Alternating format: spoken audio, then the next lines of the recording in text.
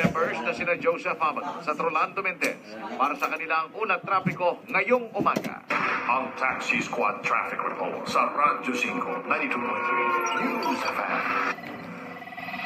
I am what I choose. I choose to keep fighting, To carry on. to live courageously. TV5 pushes me to be what I want to be. It encourages me. It inspires me. TV5 keeps the fight in me burning. I choose TV5. I choose courage. Transmitting live from our brand new studios at TV5 Media Center in Reliance, Mandaluyong. By land, by sea, and on air. Mula sa pinakabaksyong newsroom sa buong bansa. 25,000 watts. Radyo 5, 92.3 News FM. Iwanan mo na ang lumang tunog ng AM. Walang friend, walang hindi tatanong, walang hindi pwede. Morning all! Good morning! Isyong di pag-uusapan. Walang kinikilig, walang aatrasan. Erwin Tulfo. Punto Asintado. Asintado. Ay, magandang umaga, Luzon, Visayas, Mindanao! Today is Thursday, June 1! Nakaw! Uno po ng Hunyo 2017. Magandang umaga sa mga bumibiyahe sa mga oras na ito. Sakay ng iba't uri ng sakyan, UB Express, Grab, Uber, private vehicles, mga kotse, mga kolorum. Alam niyo kung sino kayo. Natatawa yung mga driver. Anyway, mga kolorum. Pati yung mga kolorum. Wag naman kayo mag-overcharge. May balita ako, kayo dyan sa Antipolo. Kabay overcharging. Pinipikit ko na nga yung mata ko eh. Pero kung overcharge kayo, mag-aaway tayo. Pero for now, kung hindi naman kayo overcharge, nakakatulong kayo, so ipipikit ko na lang yung mata ko. Anyway, magandang umaga din po yung mga nakasakay ngayon sa mga bus, mga jeepney, mga tricycle, pedicab, good morning. Yung mga nakaabang sa mga pilahan, magandang umaga. Mga nakaabang sa LRT ngayon, MRT, na nakikinig sa pamamagitan ng Facebook, good morning. Good morning din po sa mga kababayan natin na nasa ibayong dagat. And of course, yung mga nasa lalawigan, yung mga ginang na angels ng tahanan, good morning. Malapit na ang pasukan, malapit na naman kayong gumising na maaga, mga mami. Oo. Magandang umaga yung mga nasa opisina na sa mga oras na ito. At yung mga papauwi pala ang yung mga nag-graveyard shift kagabi, mga sikyo, mga doktor, mga nurses, police, sundalo, good morning. Speaking of sundalo, mga kapatid, patuloy po nating ipanalangin ang ating mga miyembro ng Armed Forces of the Philippines. Bakit kanyo? Kasi po may patuloy po ang pakikipagbakbakan nila doon sa Maote Group at yan po ang pag-uusapan natin ngayong umaga. Hihingi po tayo ng update at base po sa initial na report na ating natanggap ngayong umaga ay umaabot na sa 132 po ang namamatay dyan po sa Marawi, mga kapatid. 24 ang miyembro ng AFP-PNP ang napatay na po dyan. 19 na sibilyan at 89 na mga miyembro ng Maote. Sana madagdagan pa ito. Oo. Sana mas maganda kung mga 100 ito. Anyway, a total of 132 ang patay. At ang development po ngayon, di ho ba narinig ninyo na magdeklara ang Pangulo ng martial law last week? Sinabi niyang handa po siya makipag-usap dito sa mga terorista na ito. Pero kahapon po, binawi na ng Pangulo at ayaw na po ni Manong Digong makipag-usap sa mga terorista na ito dahil sa kanilang ginawa, dahil sa mga pagpatay nila sa mga sundalo, dahil sa pagpapatay nila sa mga panadero, na 8 panadero at iba pa mga sibilyan dyan, na walang kalaban-laban. Entonces sabi ni Manong Digong, no more. No more negotiation, no more talks with the Maote Group. Ang problema ngayon, mga kapatid, ay hawak po ng Maote ang 960 na bihag. 906 na po ang bihag na hawak nila, kasama na dyan si Father Chito at iba pang mga sibilyan. 960. At ngayon, gusto raw makipag-usap ng mga buang na mga at kulang-kulang na Maote, dahil na-corner na po sila ngayon. Sabi nga po ni General Padilla at Colonel Edgar Arevalo ng AFP na corner na yung mga gago doon sa Marawi. Kaya nga natatakot na mga loko-loko, gusto nang itaas yung puting bandera na surrender kami, gusto namin makipag-usap. Utot mong blue, sabi nga ng Pangulo. Hindi. Nung umpisa yan, nakikipag-usap ako sa inyo, nakikiusap, ayaw nyo. Ngayon na na-corner na kayo, tama yan, Mr. President, sige. Dire-diretso lang, pero let us not forget po, sir, yung 960 na civilian na hawak din ng mga OGAG na ito.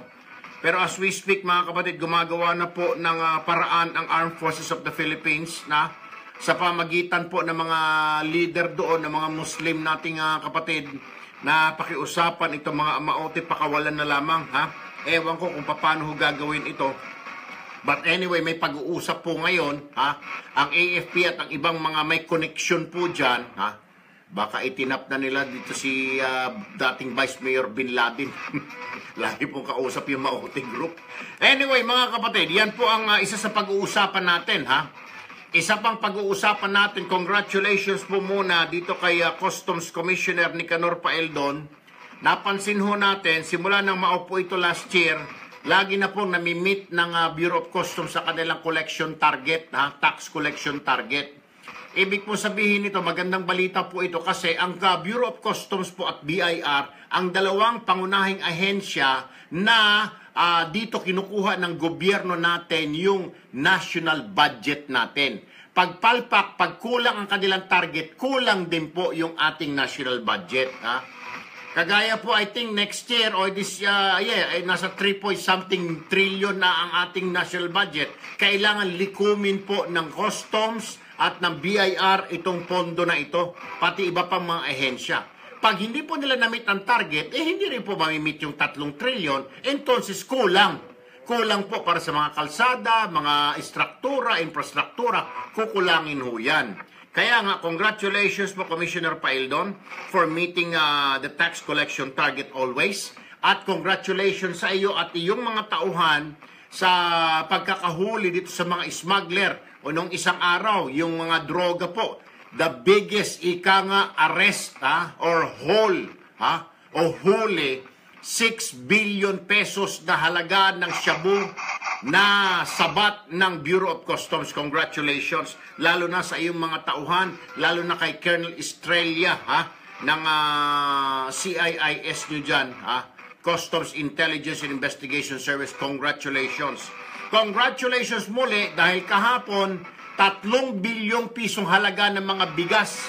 Kung nakapasok ito, patay na naman ang negosyo ng ating mga magsasaka. Congratulations muli, Customs Commissioner Paeldon, at congratulations sa iyong masipag na bataan dyan na si Colonel,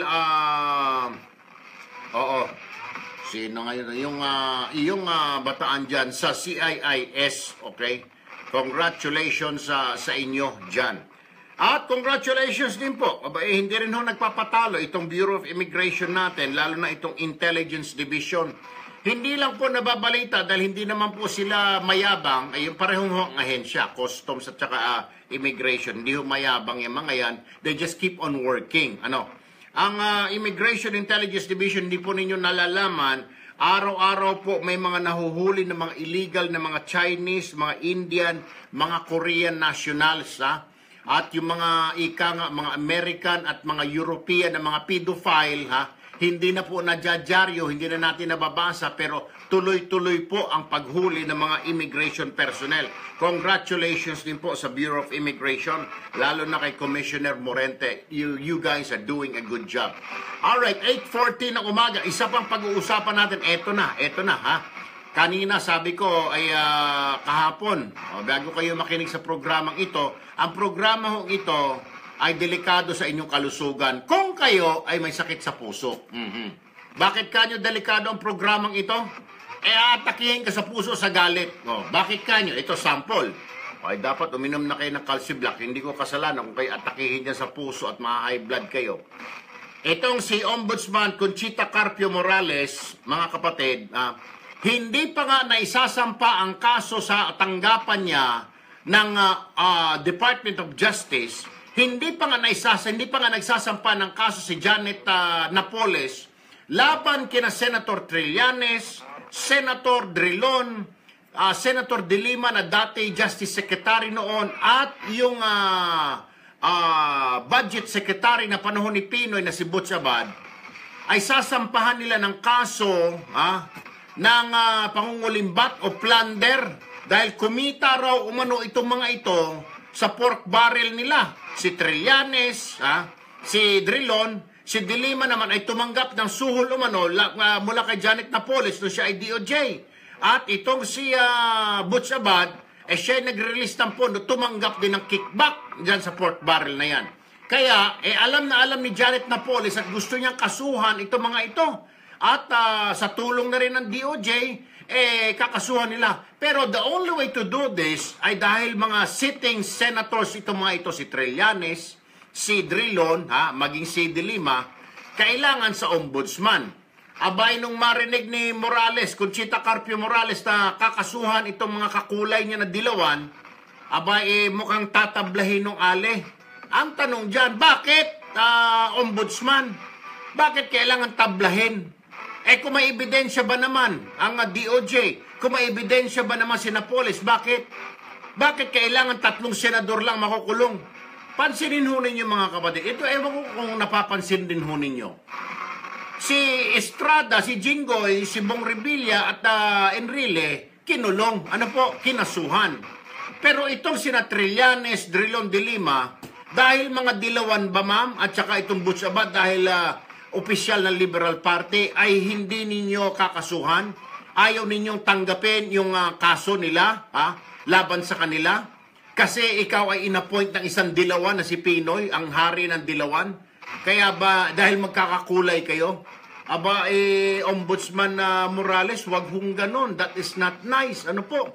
You are showing a bad example, ma'am, at saka baka magiging president ito. Baka yung mga susunod na ombudsman ay gayahin yung kalukuhan mo, gayahin yung kaogaguhan mo, at gayahin yung pagiging bias mo, at selective justice mo, baka gayahin. Ala na mangyari dyan. Sus Maria Josep, Ombudsman Conchita Carpio Morales, tumanda kayo na hindi kayo natuto. Alam nyo ho, magre-retire na lang kayo, ilang hibla na lang ng buhok ninyo. Kayo po ay magigipag-meeting na kay Lord. Sana naman ayusin na ho ninyo. You know why? Kasi po, ma'am, pag kayo'y humarap na sa puong may kapal, tatanungin ka niyan, Conchita, music, anong ginawa mo? Bakit hindi mo kinasuhan yung mga dapat kasuhan? Yung sinagsasabi ni Erwin Tulfo na kasuhan mo, ayaw mong kasuhan. Bakit? Siyempre, magsisinungaling siya. Lord, kasi po, wala pong ebidensya. Sasabihin ni Lord, Lucy, yes, sir! Alam mo na ang gagawin. Demonyo! Take over. Alas 8:18. Ganun ang mangyayari sa inyo, ma. Maniwala kayo, Diyos ko po. Nako. Wag ho ganon. Hindi ho maganda, ma'am. Ano po, Madam Conchita Carpio Morales. Pero mamaya ka. Bibigyan kita ng lecture, Tumanda ka nang hindi ka natuto, pues, bago ka man lang mag-retire, tuturuan kita para matuto ka. Kung kailangan tuktukin ko yung ulo mo, tutuktukin mo para maalog, Pasensya na po ako, may galang po ako sa mga matatanda. Pero kung mga kaharap ko ganito, na binabastos na at binababoy na ang taong bayan, hindi po ako papayag. Pasensya na po. Magalit na ho kayo, magalit na ang angkan mo sa akin. Pero what I am saying here, ma'am, is, hindi pa nga ninyo nakikita yung kaso, sasabihin nyo na baka tatablahin ninyo? Por Diyos, por Santo naman ho, Ombudsman. Mahiya naman kayo, yung inyong face naman, lagyan naman ho ninyo ng konting kahihiyan.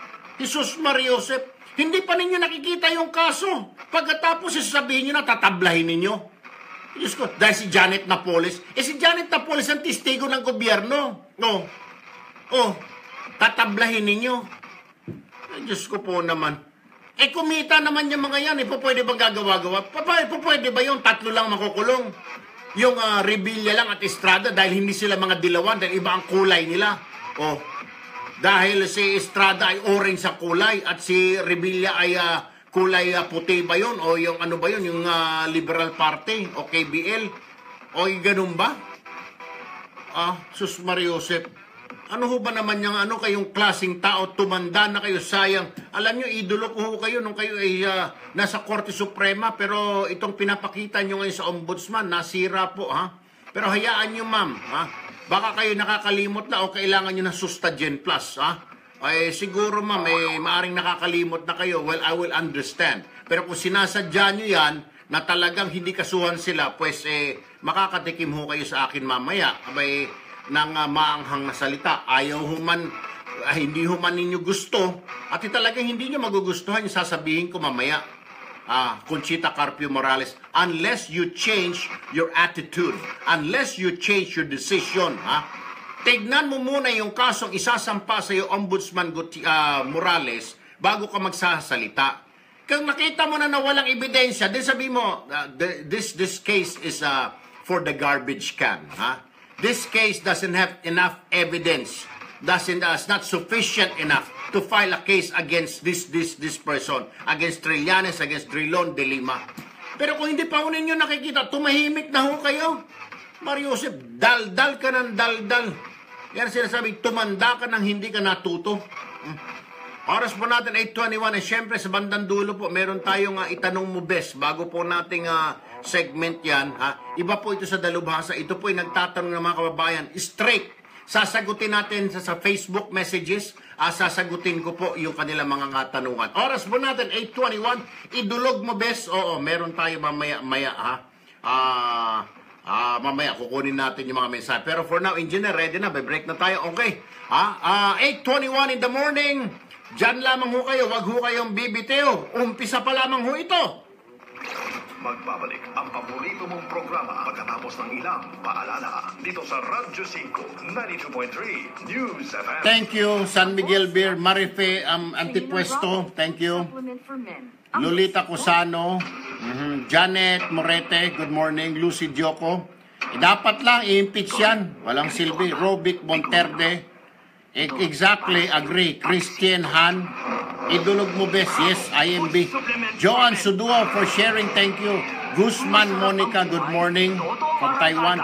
Marieta Calyano, Vilma Bagunas, Merly Coronado, good morning. Mahalagang paalala, ang Bravo ay Oo nga. hindi dapat gamitin. Oy, mga kapatid, ng sakit. yung mga nasa Facebook, kung pwede rin po ninyo, live na rin ho pala tayo ngayon sa aking website na Erwin Tulfo Media. Ang paglilibang, Live na rin ho ang tayo. paglalaro sa casino ay para sa may edad 21 pataas lamang. Ay, Kwan. Magtakda ng oras at limitahan ang gasto sa Pwede niyo hong silipin Huwag doon magsugal sa ng Erwin laro. Tulfo Huwag Media, hayaang mga makasira kapatid. ng buhay at pamilya. Para sa Edson, hindi kaya ako, anong tungkol sa problema nito? responsible Baka gaming, bumaba tumawag yung lamang ano sa natin. 521-0957 nakalik siya. o bisitahin ang www.hackor.ph. Alright, mga replay po, pwede niyo po panood nga dito sa YouTube. Mga kapatid, sa gusto po ninyo akong sundan, follow me sa aking Twitter account at Erwin Tulfo 2011. Meron din po tayong Instagram yun. High-tech na po tayo mga kapatid, Tulfo Erwin po. And of course, ang ating website, Kasi Facebook, Twitter, Instagram, YouTube, nakakonect lahat yan dyan. Kaya pag sila, lahat yung counted. Kaya nga, mapapanood niyo po ako sa lahat po ng platform. Facebook, Twitter, Instagram. Paalala po sa publiko, ang PCSO ay walang Facebook. John Magan, good morning. Page. Ano mang Facebook account or Facebook page. Huwag tayo pumayag. Dapat po mapamayag tayo. Kawawa tayo. Dapat wag tayo pumayag. Kailangan araw-araw punahin yan. Banata ng media. Annalyn Alday, good morning. Rosa Janas, Robic Monterde, thank you. Annalyn Godofredo, good morning. Corner na sila kasi. Janet Morete, good morning. Amro Salam Abdullah, good morning. Edison Ortiz, Melvin Chiva, makipag-ugnayan na sa SSS. Romel Omangay, good morning. Samantalain ang mabuting Good morning. Mag-extra savings. Mag-SSS Peso Fund na. Tuluyang sipag, sige lang ang sikap, Thank you, Cindy Baldos. Lady Lang, good morning. Lex Medrano, Emmy Candog, thanks for joining. Rosel Protasio, pala. Ram Nuj, oh, ito na. Itong programa dito sa Radyo 5, 92.3 News FM. Action! That's what I want to hear. Bombo Asintado. Alright mga kapatid, dire-diretso na ho tayo. Oras po natin, 8:25 in the morning. Tulad po na nating nabanggit, umpisa pa lamang ho tayo. Atin na pong alamin itong mga pangyayari. Importante ho kasi itong dito sa Marawi, yung mga kababayan natin. As of this moment, 960 umano na civilians ang hawak na bihag nitong Maute Group. Itong mga terorista na patuloy po na binabakbakan ng mga sundalo naman ho natin, ng mga pulis po natin, na ayon po sa aking natanggap na report ay napapaligiran na ng mga sundalo po ng gobyerno. Salamat naman sa Panginoon Diyos. Pero ipagdasal po natin, hindi lang po ang kaligtasan ng mga bihag, kundi pati na rin po yung mga sundalo natin na ginagawa po kanilang trabaho sa mga oras na ito. Alam niyo ba, open na open yan.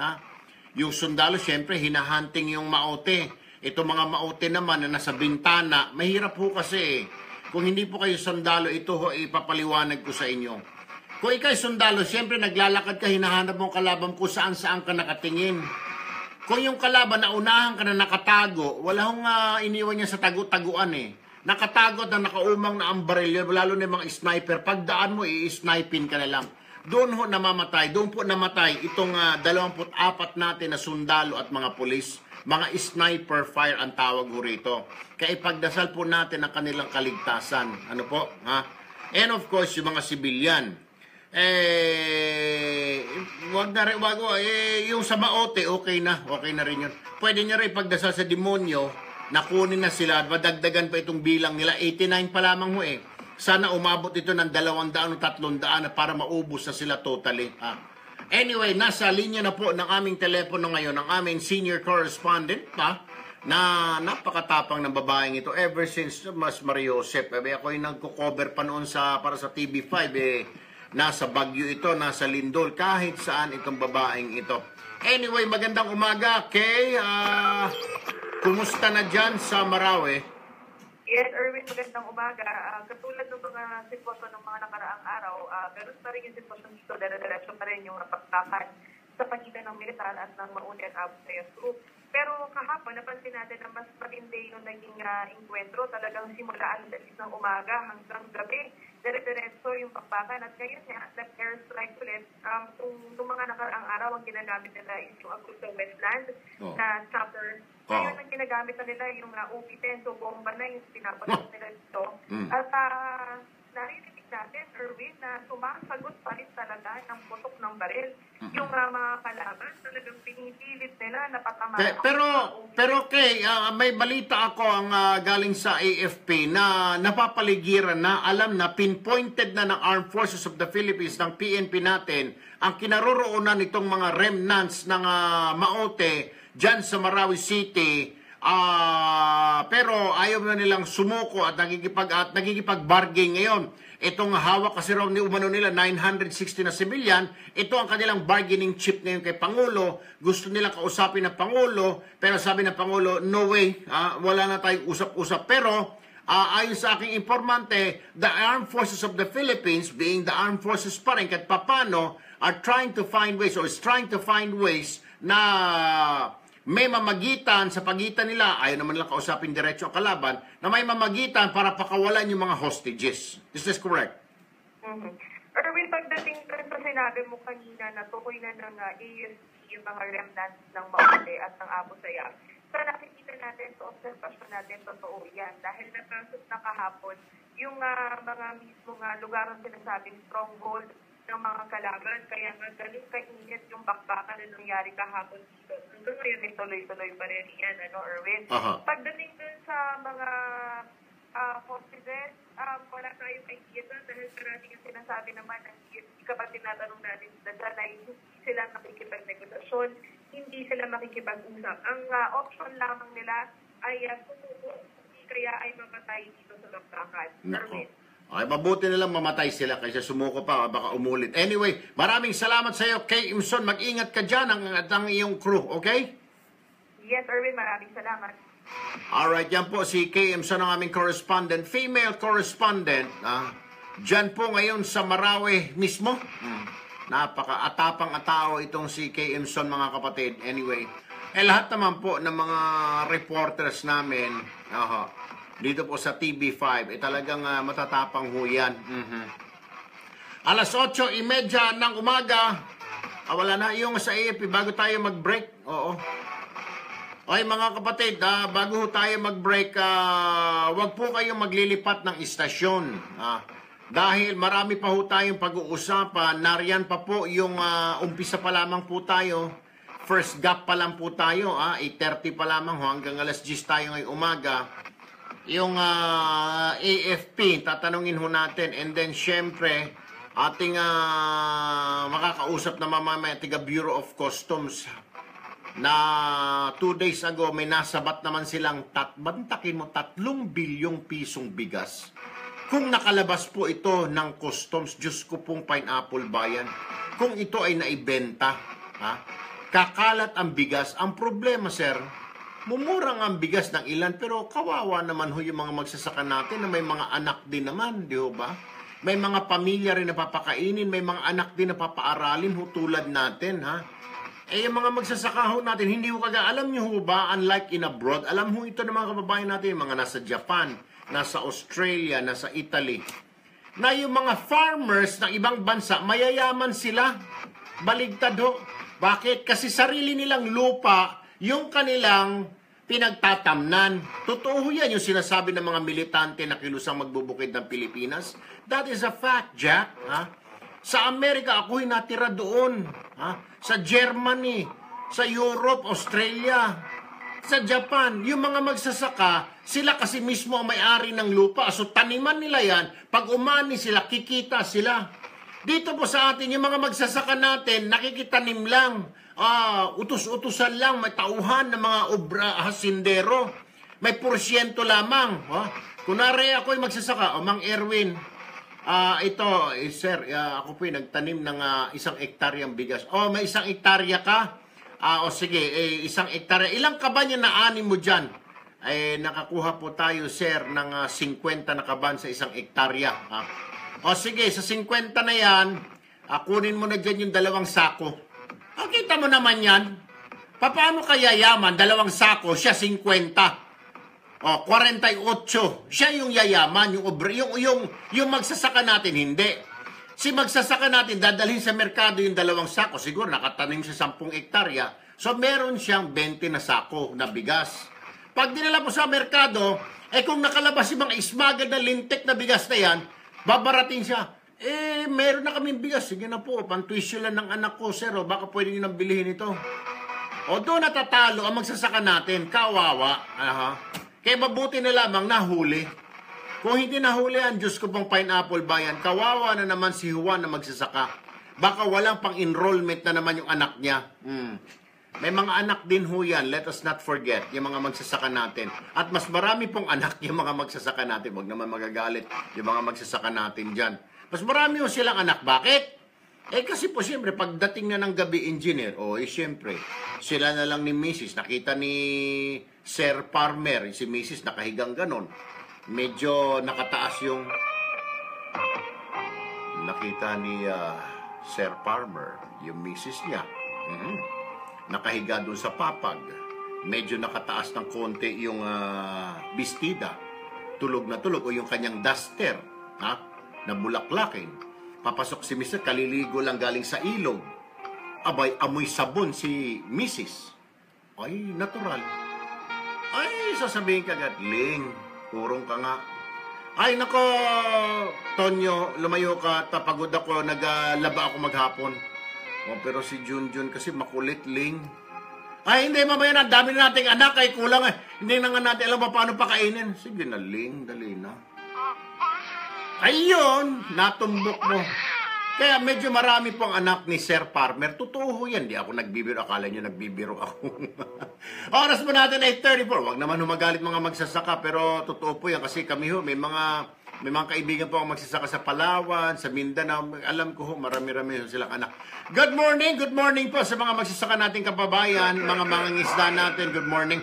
8:35 in the morning. Wag ho kayong bibitiw, ha? Sa ating pagbabalik. Siyempre, yung pag-usapan natin pa rin itong Marawi at yung mga nakumpiskang bigas ng customs, ha? At saka ikaw, Conchita Carpio Morales, ha? Makinig ka. May mahaba-haba akong sermon sa iyo o kung ikay hindi natuto, ha? Bago ka man lang magretiro, tuturuan kita. Kung walang nagturo sa iyo ng tama dahil ikaw ay Associate Justice ng Korte Suprema, dahil ikaw ay ombudsman na ngayon, pues ako magtuturo sa iyo. Hindi tungkol sa batas, ha? Dahil ikaw ay bihasa dyan. Tuturuan kita ng tamang asal, ha? Ng tamang pakikitungo, ha? Pakikitungo at tuturuan kita paano mo bubuksan ng iyong mga mata, ha? Hindi yung ipipikit mo pag kulay dilaw, nakapikit ka, ha? Pero pag kulay pula, kulay itim, kulay puti, nakabukas sa mata mo. Pero pag dilaw, ipinipikit mo at tumatalikod ka, tuturuan kita paano bubuksan ng iyong mata pag dilaw na ang kaharap mo. 8:36 ng umaga, dyan lamang ho kayo mga kapatid. Sa hypertension at high cholesterol pa lang, siguradong bagsak ka na. Paano na kung may diabetes ka pa? Live well. Kailangan panatiling tigasin ng katawan laban sa anumang uri ng sakit. Kaya araw-araw take Gainuracell 3-in-1 capsules. Like us on Facebook, www.facebook.com Gainuracell. Mahalagang paalala, Gainuracell ay hindi po gamot at hindi dapat gamining panggamot sa anumang uri ng sakit. 36 after 8. Nako, kung po pwede lang, Julio Bernicer, Blessy Miller. Sino? Si Conchita Carpio Morales. Yun yung ombudsman natin. Yun yung pag may kakaso ka sa mga taga-gobyerno, doon mo isasampa ang kaso. Ang problema, ayaw niyong tanggapin yung kaso isasampa labang kay Trillanes, kay Drilon, kay De Lima, kasi mga dilawan yung mga yun, kasamahan niya. Si Morales kasi ay inappoint ni Pinoy na ombudsman. At kaya hindi po pasibak ni Manong Digong ito. Kasi may term of office po siya na 6 years. I think magsi 6 years siya next year pa. So mahaba-haba pa or 2 years from now pa. The only way na tanggalin ng ombudsman ay through impeachment sa Kongreso. Yan lang po ang maaaring magpatanggal sa kanya. Nasa batas po yan eh. Ay nako, dapat siguro dyan Sustagen Plus. Pero hindi ako riniwalang ulyanin. Kunwarian lang na ulyanin. Niwala ka dyan. Dahil dilawan ang kasama niya. Dilawan si Trillanes, Drilon, sila De Lima at Butsabad. Tingnan nyo, ito. Ang dami na mga binanggit na mga dilawan dati na senador. Bakit walang nakasuhan? O tanong ko sa inyo yan. Batalyon ng combat troops ng Philippine Marines ipinadala sa Mindanao ngayong araw. Umaaksyon si Gary De Leon. Halatang halata naman mga kapatid eh. Ang batalyon ng combat troops ng Philippine Marines o may 400 sundana 7 balik batalyon ang pinadala sa Mindanao ngayong araw. Sinakay ng C-130 sa Villamor Air Base patungo ng Cagayan de Oro ang Marine Batalyon. Pagdating ng Cagayan de Oro, ang Western Mindanao Command naman magbibigay ng assignment sa mga sundalo at tatawagin naman silang Marine Battalion Landing 7. Dati na raw nang galing sa libang ay mamaya, Lucy, mamaya. Pag ayaw makinig, sampalin ko na mag-asawang sampal na may tsinelas. Kung ayaw niyang makinig, hindi naman po pwede yung ganyang kalokohan. Nagkantaan din ang Happy Birthday Marine bilang ika-20th anniversary ng batalyon. Exactly, Rain Daphne. Impeachment lang ang katapat. Rosel Navales, thank you. Ervin Galvez, thank you. Good morning din. YK Hitch Azuka, good morning. Zombie to zombie. Tama ka, Christine. Shirley Laurel, thank you for sharing this video. Eleanor De Leon. Bumaba ang bilang ng naitalang krimen Kang sa Cagayan de Oro Raiwo. matapos ipatupad ang martial law sa Esmelinda buong Sarande, Mindanao noong May 24. Ayon sa Cagayan de Oro, Tita Del Moral, mula good sa morning. 165 Jocelyn na naitalang Fernandez krimen noong Mandani, 2017, good morning. Isang linggo na Clarita. pinikla ang martial law, bumaba agad ito Oh, sa hello, 120. have a nice dinner. Julio Bumaba rin Bernicer, sa 40 kaso Tito mga Belleza, nahuli na may Angelea. kaugnayan sa droga.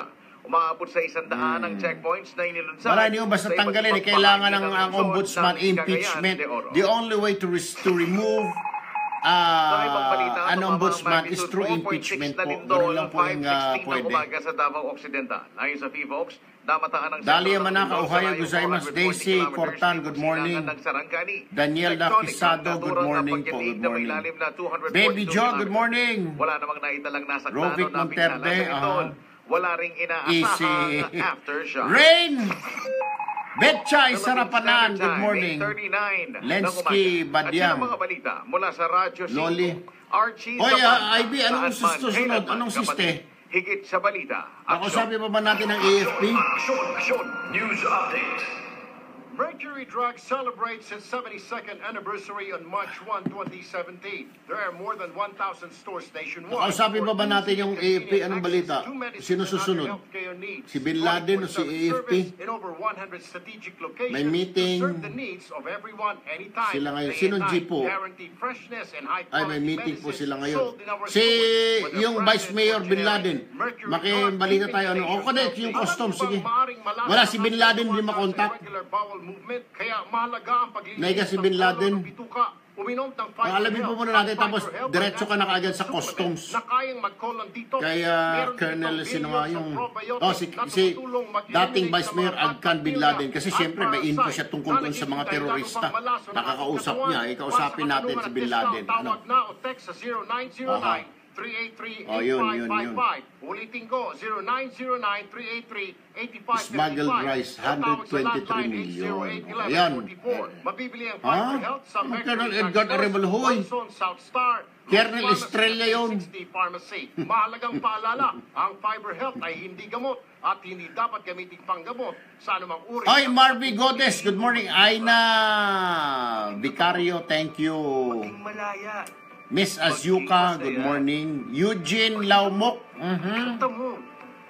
Perla Sarita, Everly Dionisio, Beckia Yabek, Julio Permiser. Piliin mo kung ano ka. Nag-aasa ng itak ka, Julio. Merlin Reyes, Helen Auditor, Zenaida Hispano. From Fullerton, California, good morning. Or shall I say good afternoon? Or good evening? Drink responsibly.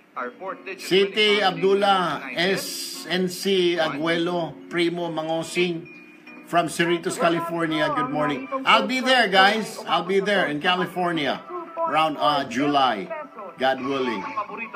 Lori Lau, Ayojad, Gemma Morenes, Mara Purcell, Voli Sotosa.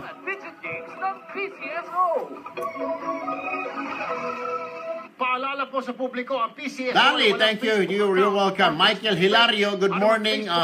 Facebook page na nagpapakita ng pangalan. Hey, good morning. Good morning sa mga crew ng feeding program ng namin.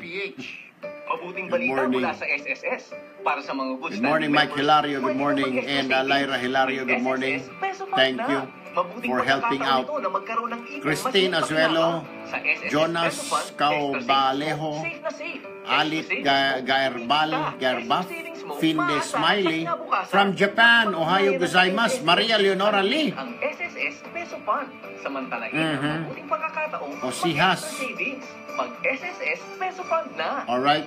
Mercury Drug celebrates its 72nd anniversary on March 1, 2017. There are more than 1,000 stores nationwide for easy and convenient access to medicines and other health care Iko needs. Cayetano, you're welcome, sir. In over 100 Verling Yurisakay, serve the needs of thank everyone you. anytime, NC day and Aguelo, night. Teresa Valencia, hello, hello.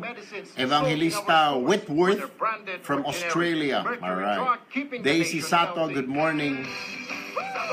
Ibor Aradnokam, Yan Amadel, Teresa Valencia, Alma Altamia, Julio Bermiser. Meron tayong SWAG, yung Navy SWAG, Special Warfare Action Group. Parang SEALs yun. Dick Alapar, Laini Lopez. Thank you, Lynn Laini Del. Nagbabalik ang paborito mong programa dito sa Radyo 5, 92.3 News FM. Tulfo. Punto Asintado. Alright, dire-diretso na po tayo. 44 minutes after 8 o'clock. Mga kapatid, ha? Tinatawagan natin itong si dating Marawi Vice Mayor Aga Khan Bin Laden Sharif. Para alamin, siya po yung ating mataroon mismo sa loob. Meron po siyang access doon sa loob. Huwag yun na utanungin kung anong papel niya dyan. But anyway, natawagin lang ho namin dahil dati po siyang Vice Mayor dyan. Alright? At nakakausap niya at kinakausap siya ng mga maote. Maganda rin ho po yan. Maganda rin sana kung makapagbigay siya ng impormasyon sa Armed Forces. Kung, kasi gusto rin makipag-usap nito mga maote group, mga kapatid. At ang kanilang pitsa ay itong 960 civilian. Ito yung hostage nila, hawak-hawak nila. At nagbabanta na papatayin lahat itong 960 na ito. Pero knowing Manong Digong, di ba sinasabi niya, this will be harsh. Ika nga at sinasabi ni Manong Digong, no. And no dialogue with the Maote group. Alright, nasa linya na si dating Marawi City Vice Mayor Aga Khan Bin Laden Sharif. Assalamualaikum, Vice. Waalaikumsalam, Sir Irwin. Ano na hong balita dyan ay unti-unti nang nakukubkob ng AFP yung Marawi at alam na ho yata ng AFP yung kinaroroonan ng mga Maote Group. Vice, anong basa ninyo? Alam mo, Sir, wala akong paniwala ako na 2 days, 3 days makukuha yan ng ating pamahalaan. Bakit? Naman ang pwersa na dinala nila. Makukuha nila yan. Walang duda yan na makukuha nila. Ang tanong ko lang, makukuha ba nila yung mga leader ng ISIS? Yun ang tanong ko. Ngayon lang, Sir, pakakausap ko lang yung nanay ng Maote Group. Pakakausap ko lang ang cellphone. At tinanong ko sila, kumusta naman kayo? Nasa mabuti naman doon silang talaga. Ibig sabihin noon, wala sila dyan sa Marawi, yung mga leader nila. Wala na. So, yung mga natitira ngayon sa Marawi ay yung mga tao-tauhan nila, mga sundalo nila ng Maote. Mga sub-commanders lang. Ispilon, Hapilon, wala na dyan. Nasaan na si Isnilon Hapilon pala? Wala na dyan, ang alam ko, Sir, wala na dyan si Isnilon Hapilon. D3. Wala na yan. Pero nasugatan daw si Isnilon Hapilon. Totoo ba yun? Ilang bisis na yan, Sir, sinabi nung sa putig, sabi nila nasugatan. Kasi, Sir, ang alam ko, yung ISIS na yan, kasi yun ang asabi ko sa inyo, kasama ako sa ceasefire committee. Alam ko yung strategy nila. Pinoprotektahan talaga nila yung leader nila. Kumbaga sa state, yung hit, pinoprotektahan na nila. Yung mga leader ng mga ISIS na yan, wala na dyan. Talaga, Almir. Wala na dyan yung mga leader ng Alright. Ang nasasaktan lang dyan, so, civilian. Anong mensahe ng, may mensahe daw ang Maote kay Pangulo, pero si Pangulo ayaw ng Pangulo. Itong magandang gawin mo siguro, Vice, para makatulong ka sa bayan natin. Ganito. Ang gobyerno, ang armed forces ay naghahanap ng koneksyon papunta sa Maote na kasi may hawak silang 900. Makinig muna kayo, Vice. May hawak silang 960 na sibilyan. Kasama diyan si Father na kaibigan mo, Father Chito. Gumagawa ng paraan ng AFP na makausap sila para pakawalan na nila itong 960. At baka magbago pang isip ng gobyerno at hindi na sila bubumbahin, huhulihin na laang. Baka magagawa mo ba ng paraan na ikaw na lang through backdoor channeling under the table na usapan para matapos na ang lahat na ito? Pwede ka ba? Pwede ka ba mag-volunteer dyan? Sir Erwin, sasabihin ko na ito kasi sinabihan ako ng mga itong mga kapatid ko, si Secretary Mamundyong, kasi gumagawa sila ng back sa channeling, si Secretary Mamao, nakausap na kami, nag-briefing na kami, papel nandun na sa Malacanang, nabasa nila, nag-volunteer ako, kasi nakausap ko yung mga ISIS, you are willing to palalayan nila si Father kung may kunting usapan lang. Anong usapan na hinihingi nila? Para malaman na ng mga kababayan natin, magkaalaman na ano ba yung hinihingi. Kasi sabi nila may mga usapan sila. Bukod dito sa, hindi naman po pwede siyempre, Vice, na papayag na lang tayo na basta na lang silang umalis dyan, maglakad palabas ng Marawi City. Hindi nga. Actually, open sila. Nag-commit sa akin yung nanay ng multi-group, they will talk to the president. Kaya lang, paiba-iba yung president. Hindi, ayaw niya na. Ayaw na nang kausapin. Eh, yan, didiretsuhin na kita. Kasi sabi ni Manong Digong, Vice, makinig ka ha. Sabi ni Manong Digong noong una, first 2 days, mag-usap tayo, ayaw. Pinag-intay ang Pangulo ng isang linggo na. Eh, nabuisit na siguro yung mama. Kaya sabi na ng mama, wala na tayo. Pero ang IEP, porsigido pa rin na gumagawa ng paraan ito, mapakawalan ito mga hostages. O paano ito ngayon? Saan ka rito makakatulong? Maganda, kaya sinasabi ko sa iyo, siguro yung dati mong pagiging CISPAR committee member, makakatulong ka kung kausapin mo yung multi-group, napakawalan na lang yung mga tao, and then tuloy ang gyera. Pwede ba? Para hindi madama yung mga sibilyan. Actually, sir, first day pa, nang wala pang masyadong putok, yung sa malat-lat lang, nag-ano ng multi-group na gusto nilang makipag-usap. Marami akong witness niyan. Okay. I mean, nakausap ko yung... Gusto nila makipag-usap, Dr. Sir, gusto pala nila makipag-usap. Bakit kumuha pa sila ng 960 civilian na para gawing hostage? Bakit? Actually, sir, sa tingin ko, may third party ito na gumagatong. Hindi ang presidente, may isang third party dito na gusto nila talagang sumitiklab yung kasi first day pa, wala pang masyadong nangyari. Nag-commit na sa akin ng multi-group, pati yung nanay nila makikipag-usap sila. So, ginawa ko yun ginawa ko hanggang umabot ako kay Secretary Mamudyo. Alright. Umabot ako kay Secretary Mamaw na I am willing na kausapin ko ang presidente, ibibigay ko ang detalye. Sir, na hindi ang presidente ay hindi makikipag-usap na muna. Ang AFP willing pa. Pwede po natin kontakin si Chief of Staff Anyo, si wag na muna si Lorenzana kasi medyo nag-uulyanin na yun. Yung ground commander dyan na pwedeng tigil putukan muna para makalabas yung mga sibilyan. At pagkatapos, paglabas ng sibilyan, tuloy na naman ang bakbakan po. Pwede ba yun? Huwag naman po, hindi naman po pwede Vice Mayor Sharif ng Marawi na papayag ang tayo na pwede na silang lumakad palabas ng Marawi. Hindi naman po pwede yun, siyempre. Alam mo naman yun. Hindi yun ang hinihiling. Yung mga batang yan, naandun na silang mamatay. Okay. Yun ang sinasabi. O anong hinihingi nila ngayon? Kung handa na pala sila mamatay, di mamatay na sila. Makausap lang nila ang ating, may negosasyon. Ang gusto lang nila na may parang, assurance na yung hinihingi nila na sa darating na panahon, yung gusto nilang Sharia, ma-implement kahit maliit lang sa portion ng Lanao area. Yung gusto nila. Yung commitment lang yung commitment, sir. Bakit hindi nila kausapin ang MILF at sila nga yung Bangsamoro ay yung sinasabi ngayon ng Bangsamoro na batas, ginagawa na po yan ngayon at ginagawa na pinag-uusapan na. Bakit hindi sa MILF sila? Kasi pagdating ng panahon, yung MILF, ibibigay sa kanila yung sinasabing Bangsamoro na yan. Bakit si Presidente kailangang usapin, bigyan sila ng grupo? So, ang gusto lang pala nito, sir, gusto lang nila ng isang lugar para sa kanila sarili.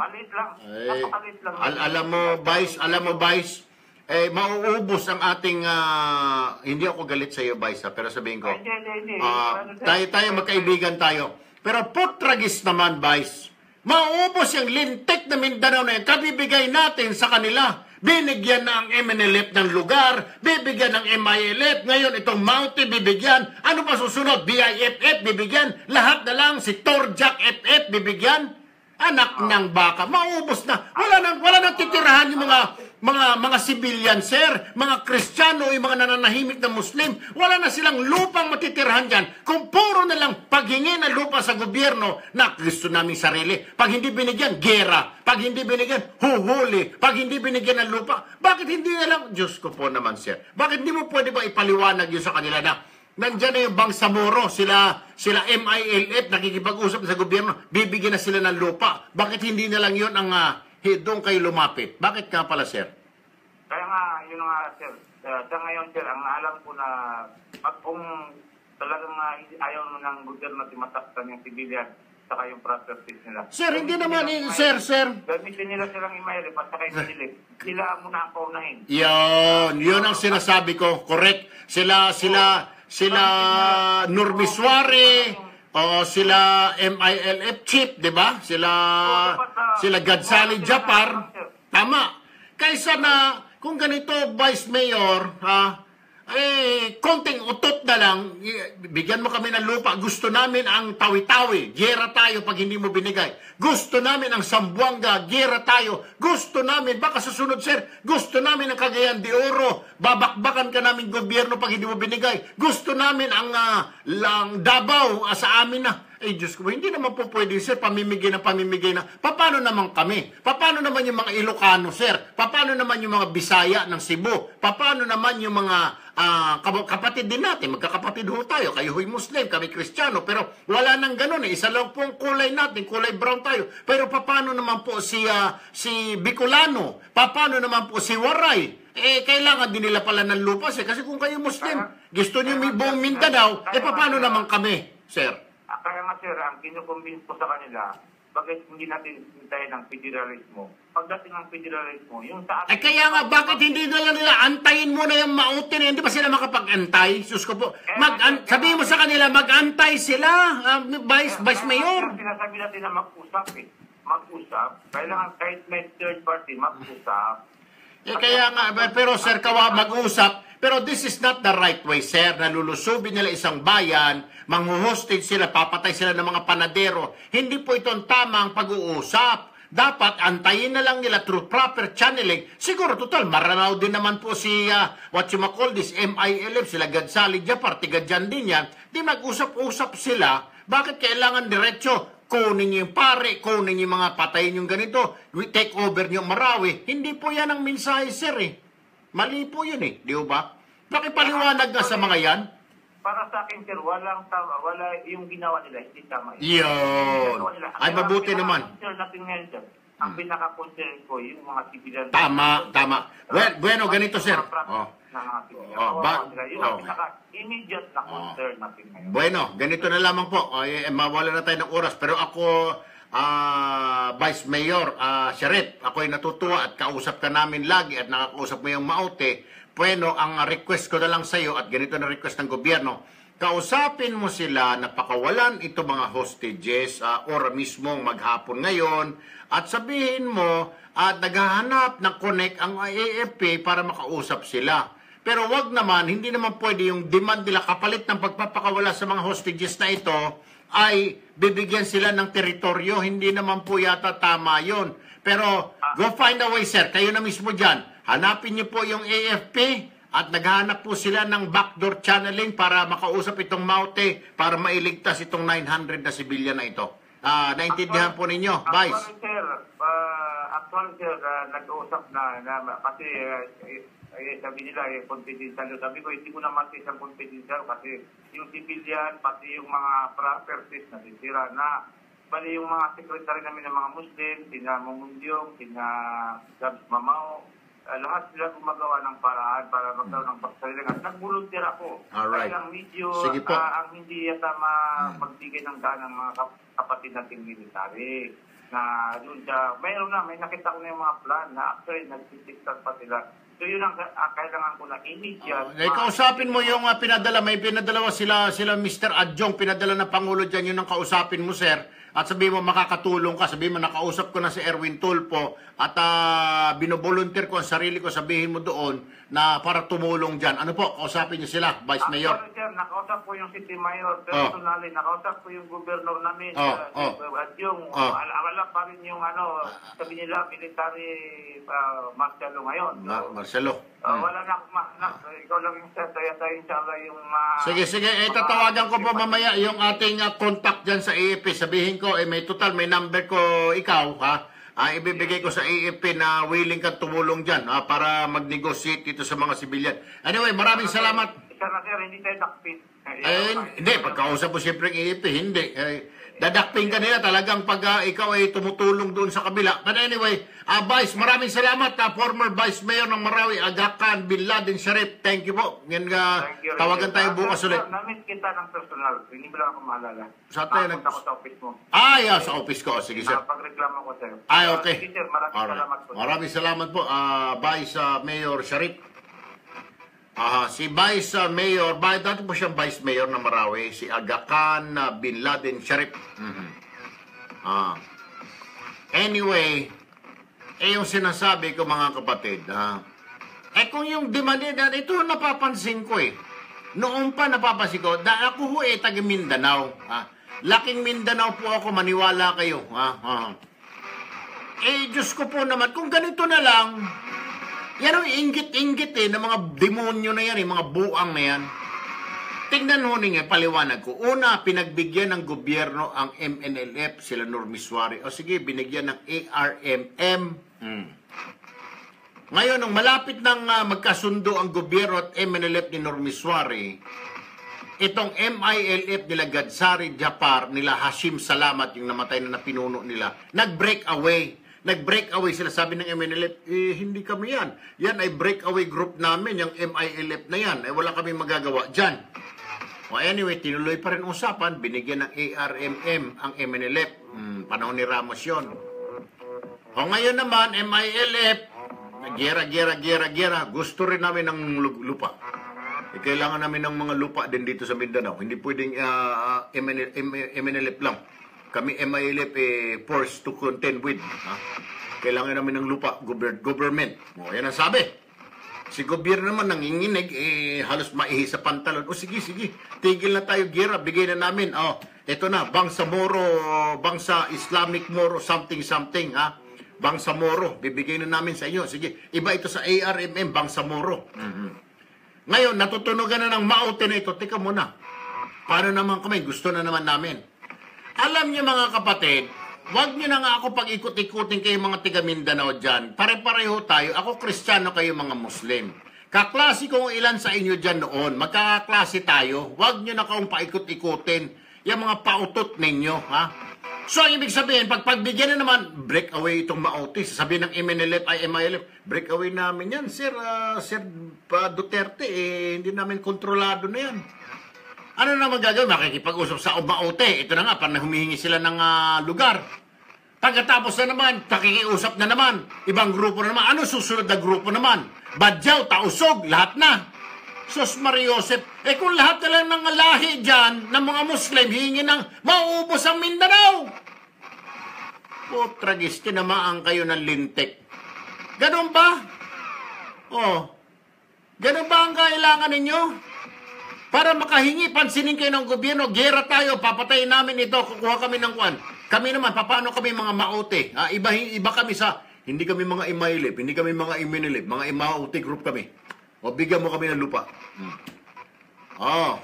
Syempre, paano naman? Sabi naman kami naman mga Badyaw, paano kami? Kami mga tiga-Basila, kailangan namin ng lupa dyan sa Mindanao din. Paano na lang? Sasabihin naman ng Tausog, kami naman mga Tausog, paano kami? Agira tayo pag hindi mo kami bigyan ng lupa. Lahat na lang ng lintik ng mga kababayan natin dyan, tragisingin na lupa, mauubos sa Mindanao. Ay, Diyos ko po naman. Lahat na lang, pansinin ho ninyo. MNLF, pinagbigyan. MILF, pagbibigyan na. Ngayon, maute. Pag pinagbigyan natin maute, susunod na dyan. Meron ng president. Nakikita ho ninyo yung connect, pinagbigyan mo yun Bakit ako hindi mo pagbigyan ngayon? Kami, anong grupo ka? Kami, kami mga maute, mga maranaw kami. Gusto namin kunting lupa lang, kunti. Sasabihin naman doon, pag pinagbigyan, sabihin naman ng mga Badyaw na tiga-Basilan, yung Badyaw po yung mga nasa bangka. Paano naman kami mga Badyaw? Wala kaming lupa, lagi lang kami sa dagat natutulog, na nakasakay sa bangka. Bigyan mo rin kami government ng lupa. Sa amin na yung Basilan. Palayasin mo lahat ng Christian dito. Mainggit naman yung Tausog, isa hulo. Paano naman kami mga Tausog? Wala kaming lupa. Binigyan mo yung Maute, binigyan mo yung Maranao. Kami, binigyan mo yung Badyaw, kami wala. Paano na lang? Sus, Diyos ko po naman, Panginoon Apple. Kung lahat kayo pagbibigyan, bawat lahi, mauubos ang Mindanao. Wala nang matitira na Mindanao. Sabihin nyo, konti lang. Tragis. Ay, naku, yung Mindanao, hindi ho para sa Muslim yan. Yung Mindanao para sa lahat ng Pilipino. Just like ang Ilocos, hindi lang para sa Ilocano, may mga Bisaya sa Ilocos. Pero nanggigera bang Ilocano? Ganon din yung mga Bicolano, ha? Pwedeng pumunta mga Bisaya doon sa Bicol. Manirahan mga Bisaya, mga Ilocano, mga Muslim. Ginigera ba? Just like Metro Manila. Metro Manila, mga Tagalog nakatira. Wala ba mga Muslim? Nandiyan, pinapayagan sila sa Taguig, sa Quiapo, makatira yung mga Muslim. Pero sinusolo ba ng Tagalog ang Metro Manila? Bawal na mga kuwan dito, Muslim. Bawal na rito. Hindi naman sinusolo, Diyos ko po naman, wag niyo na paikot-ikutin. Yung mga Kristiyano, kaya niyo paikot-ikutin sa Luzon. Pero kami, na mga lumaki dyan, si Manong Digong, ako, kami, pamilya namin, basang-basa na namin kayo. Pinapaikot-ikot niyo pang gobyerno. Gira tayo kasi hingi lang kami ng konting lupa. Anong konti? Anong konting, gaano ka konti? Isang probinsya. Siyempre, susunod na dyan yung mga Badyaw, mga Maranao, Tausog. Maraming lahi po ang Muslim. When you say Muslim sa atin, marami po sila, iba-iba. May Maranao. Yung Maote, Maranao po yan. Yung MNLF, actually, karamihan dyan, mga Tausog. Dahil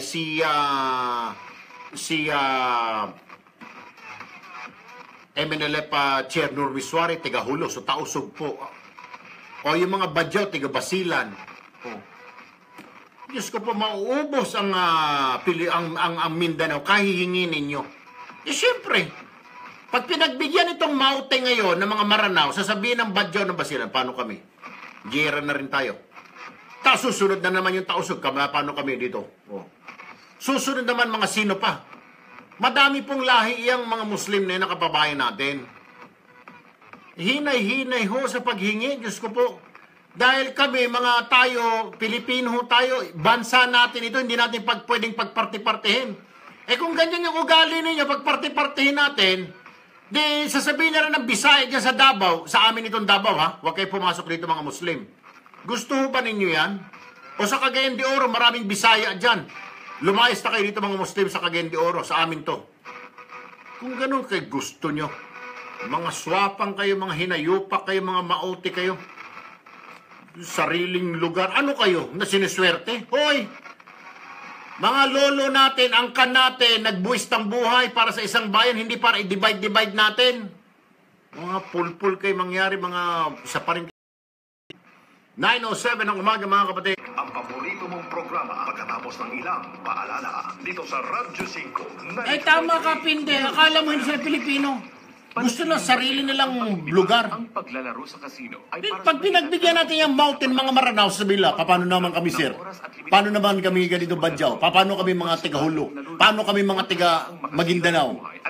Maubos! Ukol sa responsible gaming, tumawag lamang O bakit tayo Kristiyano? Naghihingi ba tayo mga Ilocano? O kami mga Ilocano lang pwedeng tumira dito sa Ilocos? Dito sa Bicol, mga Bicolano lang. Dito sa Iloilo, mga Ilonggo lang. O dito sa Zamboanga, mga Chabacano lang. Pag ginanon natin, mahahati-hati ang Pilipinas. Kaya tama yung sinasabi ni Manong Digong, federalismo. Sa federalismo, bawat lugar ay under ka sa federal state. Bahala ka doon.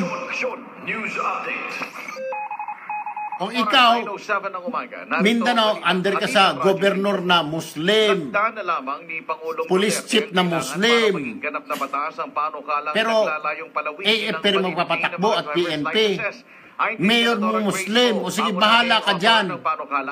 Kabilang ito sa kanilang mga prioridad, kaya ipinasa ito bago magbakasyon kahapon. Ganun na nga, Mayela. Gusto. Kanya-kanya. Maniwala ka. Matagal ko nang sinasabi yan sa gobyerno. Hindi titigil yan. Nakikipag-usap si Pinoy sa MILF, yung Bangsamoro na yan. Ngayon, nag-break away. Ang isang ugali ng mga kumag na yan, be-break away. Kagaya yung MNLF ni Miswari. Nag-break away ang MILF. Nung malapit na magpirma, gera sila. para sa Sinong grupo ito? falsification MILF yan, documents sir. at Sabi ng pag-aaya sa MNLF, examination hindi na namin tao ng yan. Mga tao mag-apply namin dati, pero sa pagkuha kumalas na sa ng amin, hindi na namin driver's pwedeng license. kausapin yan. Ngayon naman ang MILF, gano'n na gano'n ang strategy. Parang uto-uto ang lintik na gobyerno natin. Ganun ba? O sige, kausapin naman natin. Itong MILF, malapit na ang pirmahan dito sa Bangsamoro na ito, kumalas naman itong Maute. Alam niyo ho, mga anak lang nila yan eh. Mga anak nila, mga apo nila yan eh, mga pamangkin nila yan eh. Tatayo ng grupo na naman. Gusto rin namin ang lupa namin. Hanggang sa buong Mindanao, puro sila na lang. Ang problema niya, nag-aaway-aaway naman yung mga yan. Maranao versus Tausog, nag-aaway ho yan. Badjao versus ganito, nag-aaway ho yan. Alam naman ho natin. Ay nako, Myren, pero wala tayong magagawa. Mga kababayan natin, Pilipino yan. Walang iniway sa pamilya. Meron tayong mga kapatid na pasaway. Ha? Meron tayong kapatid na spoiled. May ganun sa pamilya. Hindi mo mawalan yan eh. Hindi mo pwedeng itanggi na kapatid ko yan. Hindi mo pwedeng sabihin, hindi ko kapatid yan, mga kulit yan eh. Sa pamilya, may kapatid na makulit, may kapatid na matigas ang ulo, may kapatid na sumasagot sa tatay. Isang pamilya tayo, ang paapelido natin Pilipino. Erwin Pilipino, Renren Pilipino, Bubbles Pilipino, Gemma Pilipino. Yan ang apelido natin. Kahit na si Muhammad Pilipino, kahit si Bin Laden Pilipino siya. Alright? Si Vice Mayor Pilipino. Si Maute Pilipino. Pero nga lang, ito Maute, matigas sa ulo. Parang kapatid na makulit, matigas sa ulo, sumasagot sa tatay. Yung, sa paso po pwede, Merly. Thank you, Russell. Good morning. Sarap at hagod ng G, Kapitan. Kayang-kaya mo yan. Drink responsibly. Exactly. Ano pa ba? Tol, ganito ka ba? Thank you, Archie. No, relax lang ako. Pero what I'm saying, I'm trying to drive a point here, Arch. Bravo! Walang katapusan eh. Pagkatapos, pag nakausap na itong Maute, ibang grupo, ay, breakaway namin yan. Maute sila dati. Tandaan ninyo, sabihin, ay, Maute po sila dati. Manong Digong, iba ng grupo yan yun. Baka tae na yan. Hindi na Maute, baka tae. Ay, ibang grupo na po, hindi na po Maute yan. Tae po yan. Tae group. Mga ganun na siguro yan. Mabibili sa Mercury Drug nationwide. Piliin mo maging bukas. Maging totoo. Yan, MILF, BIF, Tae Group. Maging masaya. Thank you, Archie. Pakita mo. Finde, Pakita mo. Ervin, Sayaw mo. Ipagmalaki Renaldo mo. Yamson, good morning. Sigaw mo! Kung ano ang gusto mo. Piliin mo kung ano ka. Dahil yan ang mahalaga. Nung bata ako, medyo matigas ang ulo ko. Pero hindi ako sumasabat sa tatay ko. Dahil gulpi ang aabutin. Pinili mo kung ano ka. Tanduay Select. Drink responsibly. Nagbabalik ang paborito mong programa dito sa Radyo 5, 92.3 News FM. Tulfo. Punto Asintado. Oras po natin, 12 minutes after 9 o'clock, mga kapatid. Kung meron tayong mga kapatid na Muslim dyan sa Mindanao na matitigas ang ulo, sakit ng ulo, meron pa rin, Meron naman tayo, ito mga smuggler, na mga kapatid din natin na matigas din ang ulo, na hindi na, walang pakundangan sa pag-i-smuggle ng mga bigas, na lintik talaga ng mga, Diyos ko po naman, ay walang pakundangan, hindi na naiisip, paano nila yung mga kapatid nating magsasaka? Nasa linya ng telepono si Ka Antonio Catunying Flores, Secretary General ng Kilusang Magbubukid ng Pilipinas. Good morning po, Catunying. Good morning po, kay Wayne. Alam nyo, noong isang araw may nasabat ang customs na 100-something million pesos worth ng mga smuggled na bigas. Kung nakalabas ito at binaha ang ating mga tindahan, kawawa na naman si Juan magsasaka. Kawawa na naman si Juan mag-uuma. Dahil yung babaratin na naman yung kanyang paninda, hindi na mabili dahil nagkalat ang mga smuggled na bigas, Katunying. Totoo po yan dahil noon pa man sinabi namin na itong ating batasang gobyerno ay walang ngipin. Subalit, itong mga pribadong sektor na nag-aangkat ng bigas o nag-ismagol ng bigas, hindi yan magalaw ng ating gobyerno dahil ang NFA Council ay nasa pangunguna ng mga player natin na sila ang nagkakasda na yung pag-aangkat ng bigas sa pamamagitan ng sabadong sektor, hindi sa ating gobyerno. Ay kaya nga po sir, wala pa talagang way katunyay sa inyong pag-aaral sa grupo ninyo. Kailangan ba talaga natin mag-angkat? Kasi ako sir, naniniwala I don't care kung ito ay government to government, private to government, may kumikita rito Kung government to government, mga opisyal, kikita rito. Kung government to private, government natin saka private, may kikita pa rin dito. Diyan sa DA, diyan sa NFA, may mga kumikita dyan. Tell me if I'm wrong. Katunying. Totoo kaya dahil ang usapin sa bigas ay bahagi na din ng usapin sa politics, no?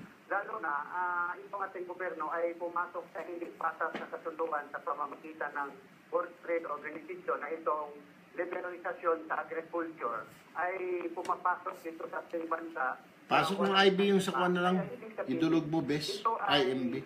Nakapahinutil sa ating mga batas dahil ang ating mga magsasaka sa Pilipinas ay walang subsidyo mula sa ating gobyerno. Kaya ang usapin sa bigas, yung 20% na budget para sa NEP, kulang talaga para ipamimigay nila ng procurement sa mga magsasaka. Kaya ang ginawa ng National Food Authority Council, wala si Kernel Kwan? Sa mga yung Kernel IB? Gusto nila na dagdagan yung pundo sa pamamagitan ng loan ng kanilang bangko para kumita ito mga manager ng bangko sa gobyerno. Ibig sabihin, malinaw na mayroong sapuatan, mayroong yung patong sa tubo at nagdoon yun ang korupsyon. Alam mo, Katunying, ako po'y naaawa dito sa mga magsasaka. Sabi ko nga ho kanina, yung magsasaka natin is very different sa mga magsasaka ng Amerika, ng Japan, ng Australia dahil sila mismo ang may-ari ng lupa. Hindi kagaya sa atin, yung magsasaka natin, arawan, porsyentuhan lang. Ay yumayaman, yung hasindero. Si magsasaka natin, si Erwin magsasaka o si Katunying magsasaka, hindi kumikita dahil obrero laang, walang kinikita. Tama ka dyan, Erwin, dahil siyang sa 10 magsasaka ay mga finance o kasama, ibig sabihin, yung kontrol ng lupa ay nasa Panginoong may lupa, nasamantala, sila naman yung iputoreo at sila din yung mga traders. Kaya ibig sabihin, ito ang nagmonopoli. Thank you, Maridol. Sa bigas, na ito naman gobyerno ay walang pakialam. Alright. Antonio Katunying Flores, maraming salamat po, Secretary General Kilusang Magbubukid ng Pilipinas. Magandang umaga, mabuhay po ang mga magsasaka natin, sir. Maraming salamat kay Erwin sa lahat ng tagapakinig. Alright mga kapatid, nasa linya rin po ng aming telepono ngayon si Attorney Mandy Anderson ng Bureau of Customs. Magandang umaga po, Attorney Anderson, sir. Hello, may buntag, Sir Erwin. Maayong buntag. Gusto ko lamang pong iparating nyo na lang kay Commissioner na congratulations. Lagi po ninyong namimit ng inyong collection target at pagkatapos lagi po kayong may mga nahuhuli dyan. This only shows na itong commissioner natin talagang hands-on sa lahat ng bagay dahil yung mga nakarang administrasyon ng customs dyan patulog-tulog, siguro bulsa ang inuuna, si Commissioner Paildon trabaho dahil meron po siyang mandato sa Pangulo. So congratulations for always meeting your tax collection target. At saka nga pala, Attorney, congratulate mo na rin ako sa kanya sa pagkahuli ng 6 billion pesos na biggest huli or haul ng shabu sa ating bayan through his people sa CIIS. Sino nga yun? Yung Director Estrella. Colonel Estrella. Congratulations na rin. And then itong lately, I think yesterday, 2 days ago, 123 million pesos worth ng bigas nasabat. Kung hindi nasabat, kawawa, binahanan naman ng ating merkado ng mga murang bigas nga, ang kawawa ang magsasaka, Attorney. Congratulations na rin pakisabi kay Commissioner Faindon. Sir, sa pagsuporta din sa amin. Patuloy talaga yung efforts namin dito to stop smuggling na and especially itong illegal drugs, no? Kailangan talaga mahuli lahat. Dapat lang po anyway, more power po sa inyo dyan sa aduana. At sana nga po, at alam ko naman talagang puspusan po ang pagtrabaho. Hindi lang po ni Commissioner Faildon, kundi lahat po. Kasi namimit po yung collection targets. Congratulations po sa inyo, Attorney. Magandang umaga. Pakisabi po kay Commissioner Faeldo na happy po kami at yung kanyang mandato na ibigay ng Pangulo ay nagagawa niya. Thank you po and good morning, ma'am. Yes, Sir Erwin. Good morning. Thank you very much also. Alright, 9:19 ng umaga mga kapatid. Sabi ng mga ilang mga kapatid natin na nasa Facebook Live ho kasi tayo, easy lang Sir Erwin, ang puso mo. Smile naman dyan dahil mga wrinkles. Alam niyo ho mga kapatid, ito'y trabaho ko ho ito eh. Ala tayong magagawa kung magmukha na tayong 60 anyos, 70. Basta maiparating lamang natin ang dapat nating iparating. Itama natin ang mga mali. Kagaya po niyang sistema dyan sa Mindanao. Pinaghahati. Sino namang hindi po mabubwisit? Kahit na hindi po tayo taga Mindanao, taga Luzon tayo, hindi pa tayo nakatungtong sa Mindanao. Hindi lang po Muslim ang nakatira dyan. May mga Kristiyano din. At may mga lugar na Muslim, pero may mga Muslim na hindi kagaya ng sa Hulo. Hindi po lahat ng taga Hulo ay tausog. May mga Maranao din nakatira dyan, nakapangasawa. May mga mga Badyaw na nakapangasawa dyan. So hindi lang isang lahi. Ang gusto ng mga ito, may sarili silang lugar. MNLF, may sariling lugar. MILF, may sarili. Ngayon, Maute, may sarili. Punyemas kayo. Iisa-isahin niyo yung buong Mindanao. Ano matitira sa amin? Ano matitira sa Pilipinas? Dahil sa kahihingi ninyo, ang Maguindanao nga ngayon, under na sa ARMM. Tingnan ho ninyo. Ano nangyari? Nandyan yung mga kampo ni Lucifer. Yung mga nagmasaker dyan sa Maguindanao. Sus Mariosep. Ay, gusto ba ninyo ganun mangyari? Ano pa ang gusto? Gusto nyo Lanao. Ay, kunin na ninyo lahat siguro.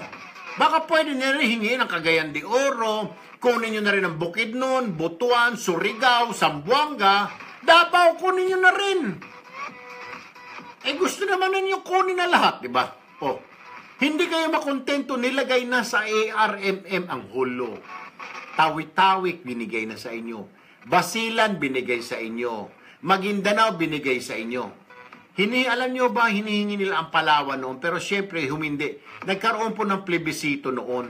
Sinabi ng mga tiga-Palawan, no, ayaw naming sumama dyan sa ARMM, mabuti na lang.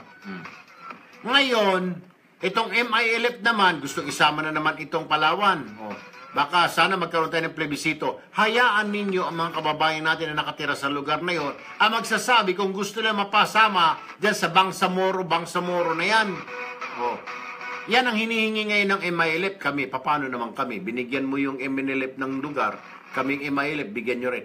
Yan lang po, yung mga hindi nakakaalam kung ano ba yung Bangsamoro na nababasa nila.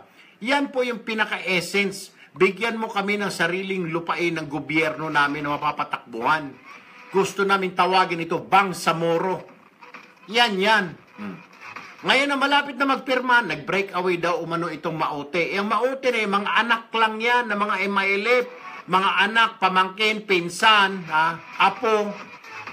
Ngayon, ang gusto tignan mo, gusto makausap si Manong Digong para hihingi rin kami na kunting lupain lang. Ngayon, narinig na ninyo. Yung spokesperson ng Maute yata yun. Kaibigan ng Maute. Si Vice Mayor Sharif. Ay gusto lang po nila na kunting lupain. Diyos ko po, bakit pa kayo kailangan ng giyera lusubin yung marami? Kung gusto niya pala ng kunting lupain, sana, diniretso na si Manong Digong.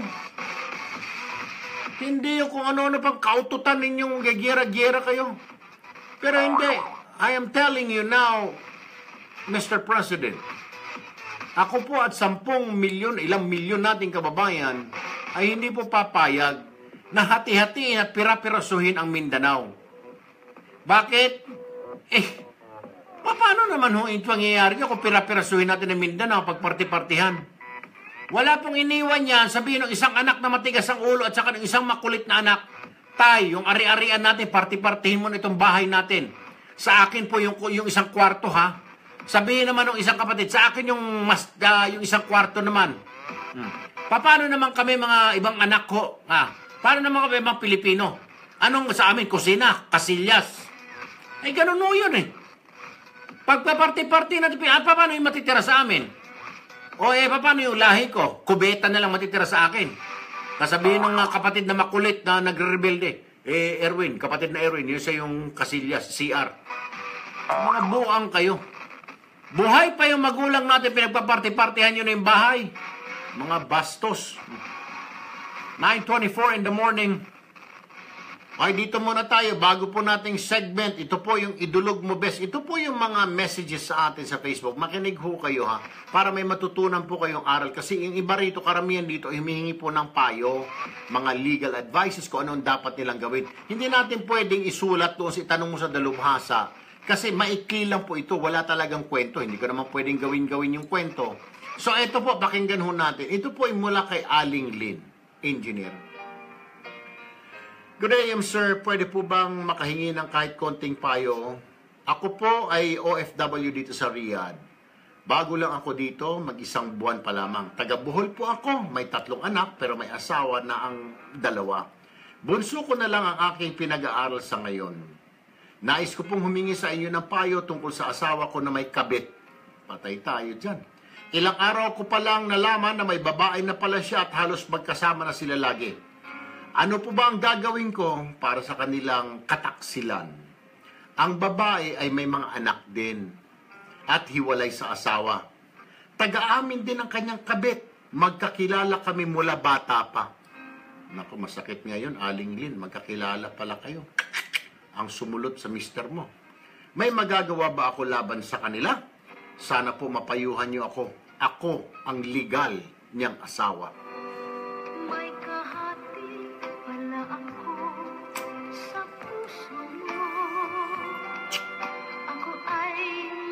Stop! Alam mo, Aling Lin, meron. Since ikaw ang legal wife, pwede kang magsampa ng kaso sa korte, ma'am. Pagbalik mo, kunin mo lang mga ebidensya, mga testigo, madali ho yan. Pwede mong kasuhan ng adultery po yan. Labag ho yan sa batas natin sa ating konstitusyon. Labag din sa batas ng Panginoon Diyos. Ha? May tinatawag tayo na paglabag po yan. Adultery ang tawag ho dyan. Pwede pong makulong yan, 2 na yan, ma'am. Ha? Pwede pong dalhin sa kulungan, sa bilibid yung mister mo at ang kayong kaibigan nung simulang bata pa kayo na sumulot sa asawa mo. Kulong! Concubinage din ang another word po dyan. Pagkakaroon ng kabit. Ha? Pwede ho yan. Okay? Magsampa po kayo ng kaso. Meron po kayong laban, Ma'am Lynn. Alright? Alright. Next! Si Artus Annabel. Magandang umaga po. Ang tatay at nanay ko po, magsa 7 years po mula nang iparegister ko po bilang mga senior citizen. Pero hanggang ngayon po, ala pa silang natatanggap na pensyon. Ang nanay ko po ay 70 years old na po, ang tatay ko ay 90. Na mula na pinasok namin sa citizen, wala pang natatanggap, sir. Tiga Villapas, Nagilian, Isabela po kami. Salamat po. Artus, Annabel, kung ang tanong ko dyan, nag-contribute ba si tatay nanay mo sa SSS? Kasi kung hindi sila nag-contribute, ala nga silang pensyon. Ano? Kung sila ay government employee, dapat kinakaltasan sila. O kung sila ay nagtrabaho noon, ay kinakaltasan sila ng sweldo, sa sweldo, may matatanggap sila. Pero kung ever since hindi sila nagtrabaho, kaya nga may mga tinatawag tayo na voluntary payment, para doon sa mga walang trabaho, sa mga negosyante, maglalagay ka sa SSS. Ang SSS po, yung Social Security System, ay pension po yan. Pag tumanda tayo, pagdating natin ng 60 o 65 years old, may matatanggap tayo. Yung kinakaltas sa sweldo natin, yun po ibibigay sa atin pagtanda ho natin. Ngayon, kung wala po silang talagang work, hindi po sila nag-work, at wala naman silang contribution, wala pong pensyon. Kasi siguro kung may mga naririnig po kayo na nababasa na binigyan ng 1,000, may 2,000, depende po sa lungsod o bayan yon. May mga ganun po. May mga benefits po ang senior citizen. Katulad po sa Makati, libreng sine, may mga allowance sila binibigay po ng gobyerno ng Parañaque, nila Binay. Ganon din po sa Quezon City. Pero hindi po lahat pare-pareho. Kung gusto po ninyo, magtanong po kayo, Annabel, sa inyong lokal na pamahalaan kung meron bang mga benepisyo na binibigay, may allowance ba na binibigay para sa mga senior citizen. Ano po? Meron yung gobyerno, noong panahon ni Pinoy, ewan ko, tuloy-tuloy ito ngayon, pag umabot ka ng 100 years old, si tatay mo, 10 taon na lang, bibigyan ng 100,000 piso sa gobyerno galing. But for now, kung walang contribution po sila, hindi sila SSS member, wala po silang pension, ma'am. Alright? Okay, next. Wala na. Finish or not finish? Ito. Si Christine Magson Magnus Job Fair, papatulong lang po. PAL flight hashtag 720 from Manila to Heathrow, London. Depart Manila May 31 p.m. was cancelled due to runway problems according to PAL. There are about 40 passengers staying in Century Park Hotel in Manila, but no assurance was given to them when they can fly. They are running out of resources since some of their luggage are in the airport. They need assistance. Please help. I am just helping a friend. Na pasahero daw doon. This is Christine. Alright. Tawagan ng Philippine Airlines. IB, tanungin, anong nangyari? Nakalipad na ba itong 40 pasahero na ito? Kung hindi pa, palipar na. Diyos ko po naman, tinatagal-tagal. Bueno mga kapatid, alas 9:30 na po ng umaga, tayo huy magbi-break na, pero wag po kayong bibiteo. Ito yung sinasabi ko kanina, galit na galit kayo, dagdagan ko ang galit niya. Kung nagalit kayo dito sa mga maote na ito, dahil mga ambisyoso, itong mga buang na ito, gusto magkaroon ng sariling bayan dito sa ating bayan. Ito dadagdagan ko. Ito, dagdag sakit ng ulo naman. Ito naman ay hindi Muslim, Kristiyano naman ito. Itong babaeng ito, Kristiyano. Pero ewan ko kung ang tinutukoy ko po ay itong si Ombudsman Conchita Carpio Morales. Mangyari, mukhang tatablahin daw ng ALE yung isasampang kaso ng Department of Justice sa pangunguna ni Justice Aguirre. At kaso na isasampa ni Janet Napoles laban kina Senador Antonio Trillanes, laban kina Senator Drilon, laban kina Secretary Laila de Lima na noong panahon ni Pino Secretary of Justice, laban kay Budget Secretary Butsabad. Sabi ni Morales,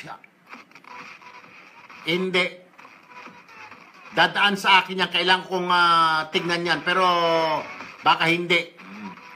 Wala pa nga, wala pa mga kapatid sa kanyang kamay, yung kanyang tono, parang ibabasura niya na yung kaso.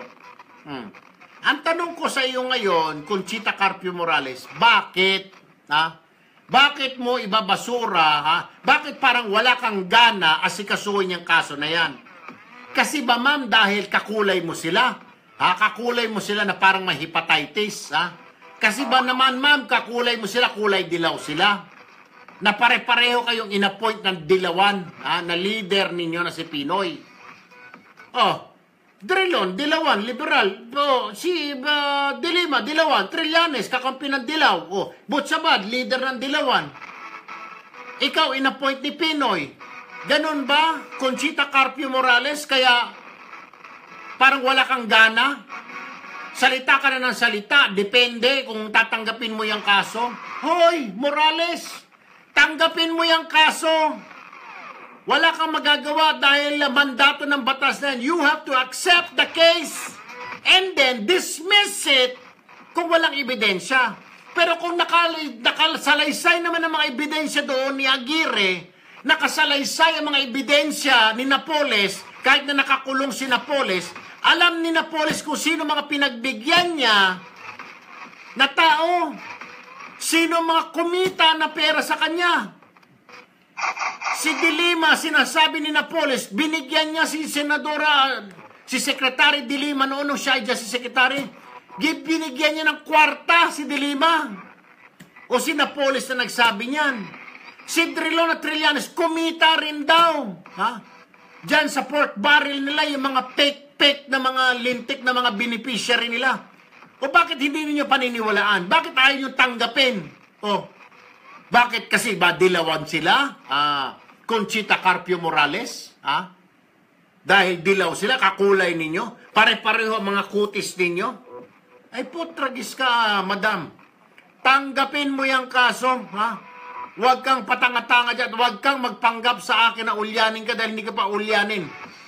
Papalagukin kita ng Sustadgen Plus. Tignan mo sa ating pagbabalik. 9:34 in the morning. Diyan lamang ho kayo mga kapatid.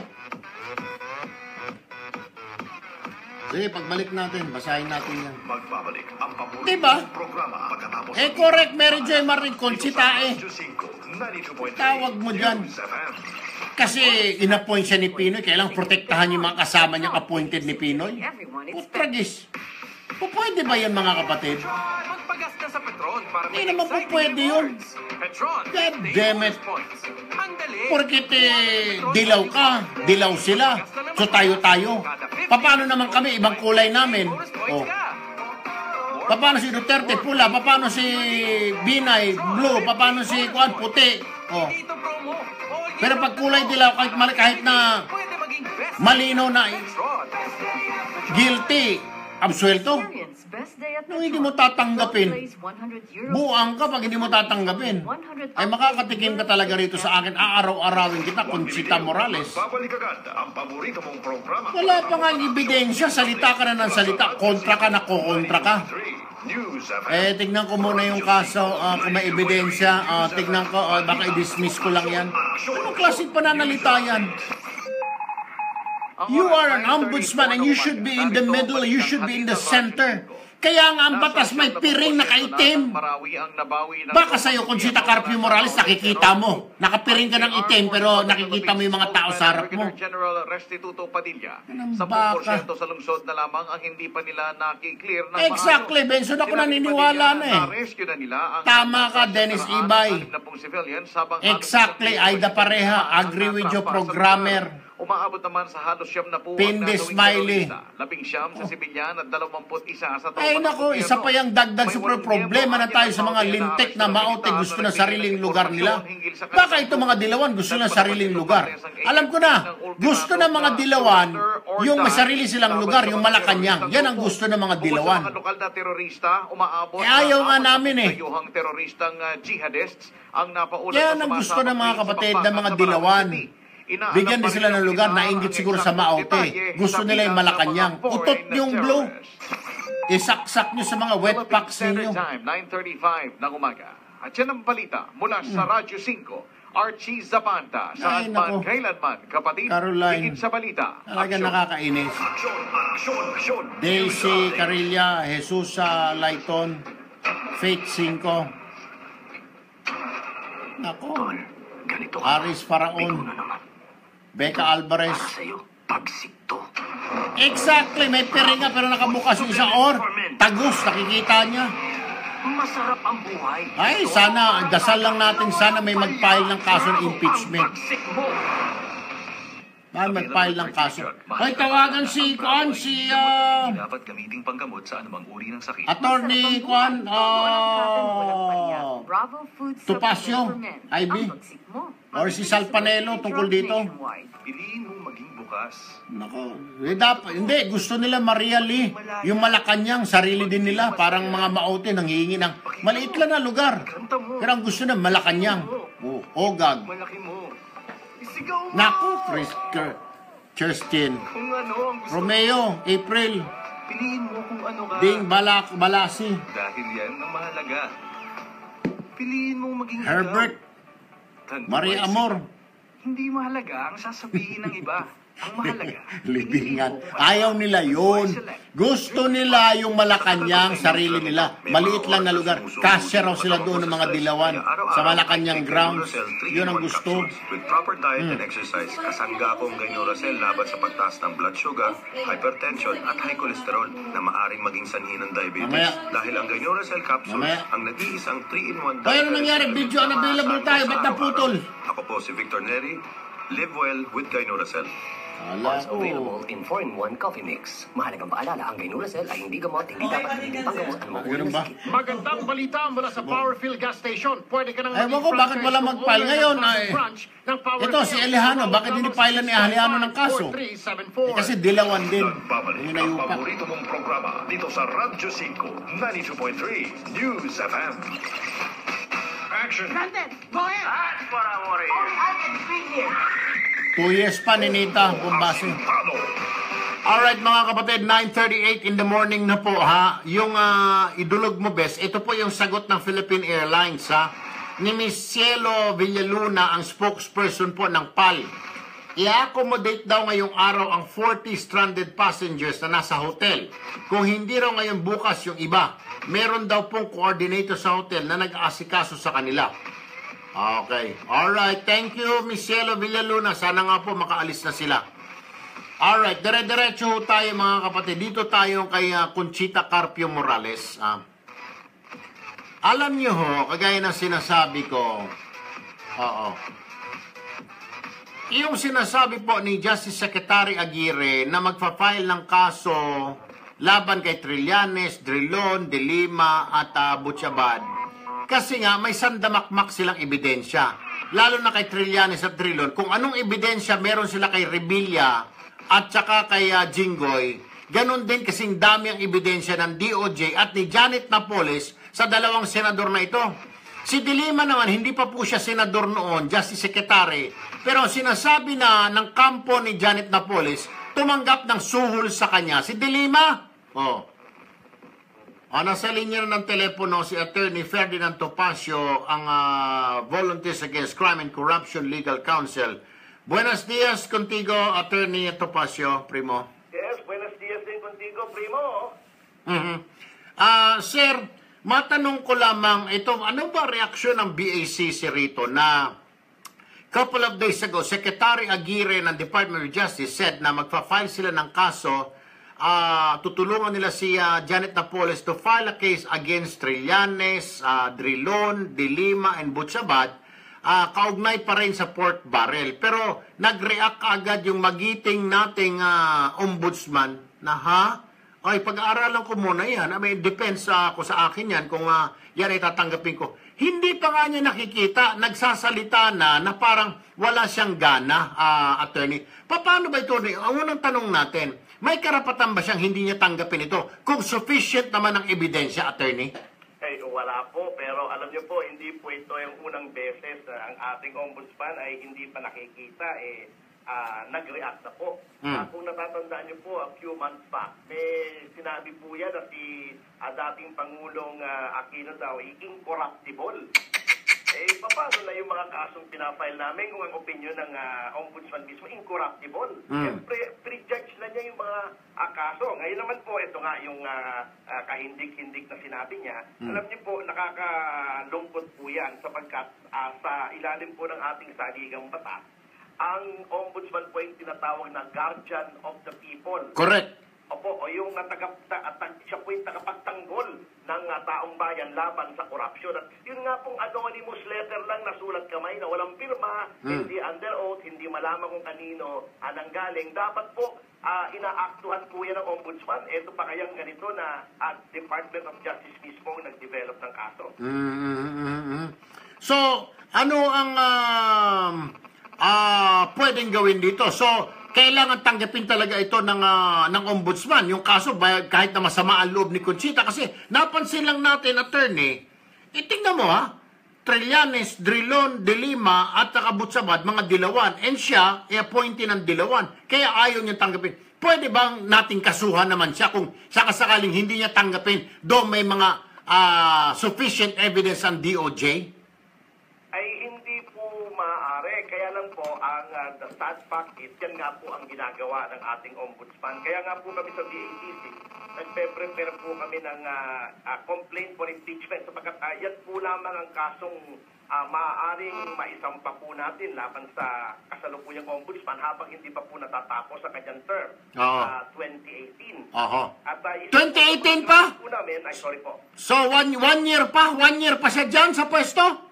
Opo, yun nga po ang sinasabi namin kapag may nagsasabi na bakit pa daw po i-impeach ombudsman, isang taon na lang daw. Sabi namin, sa sa loob na isang taon yon ay marami pa pong pinsala ang maaring magawa ng ating ombudsman. At ito nga pong ginagawa niya ngayon ay isang patunay kung saan selective justice na naman po ang kanyang ginagawa. Alam mo sir, sinasabunutan ko na yung ulo ko anak ng baka. Isang taon pa pala, ibig sabihin isang taon pa tayo mangonsumisyon.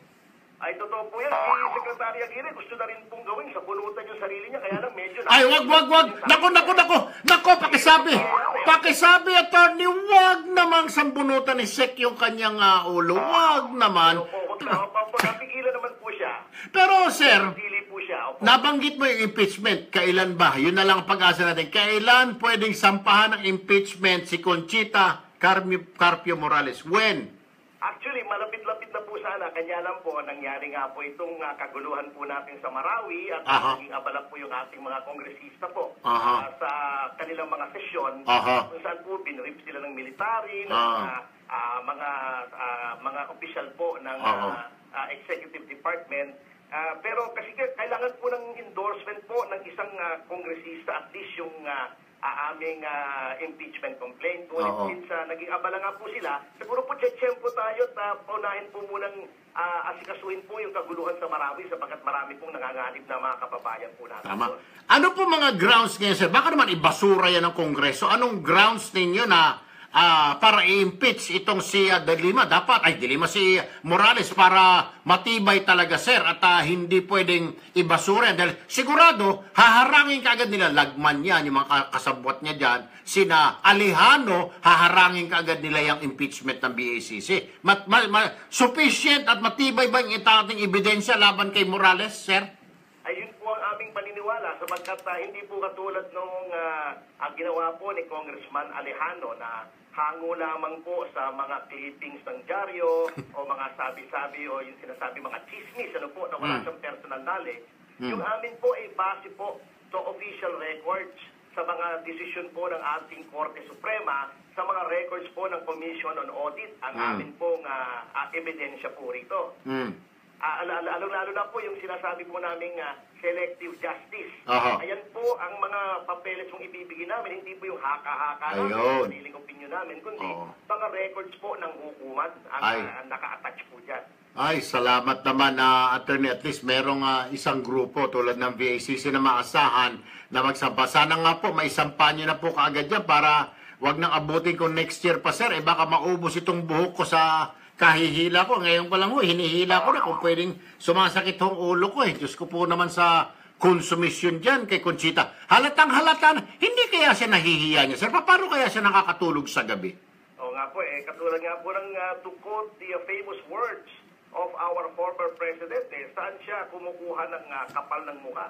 Ay, kay Pinoy. Dahil yun yung boss niya, yun yung nag-appoint sa kanya. But anyway, nako, Attorney Topacio, muchas gracias contigo for giving us always the time, sir. Nuaya Kela, maski ko sa ora primo, malang usted kumigo. Okay, gracias. Ako mga kapatid, itong si ang sinabi ko maraming salamat, Attorney Topacio, sa walang sawang pagsagot niyo sa amin. Sabi niya okay lang. Yun po ay salitang Chabacano.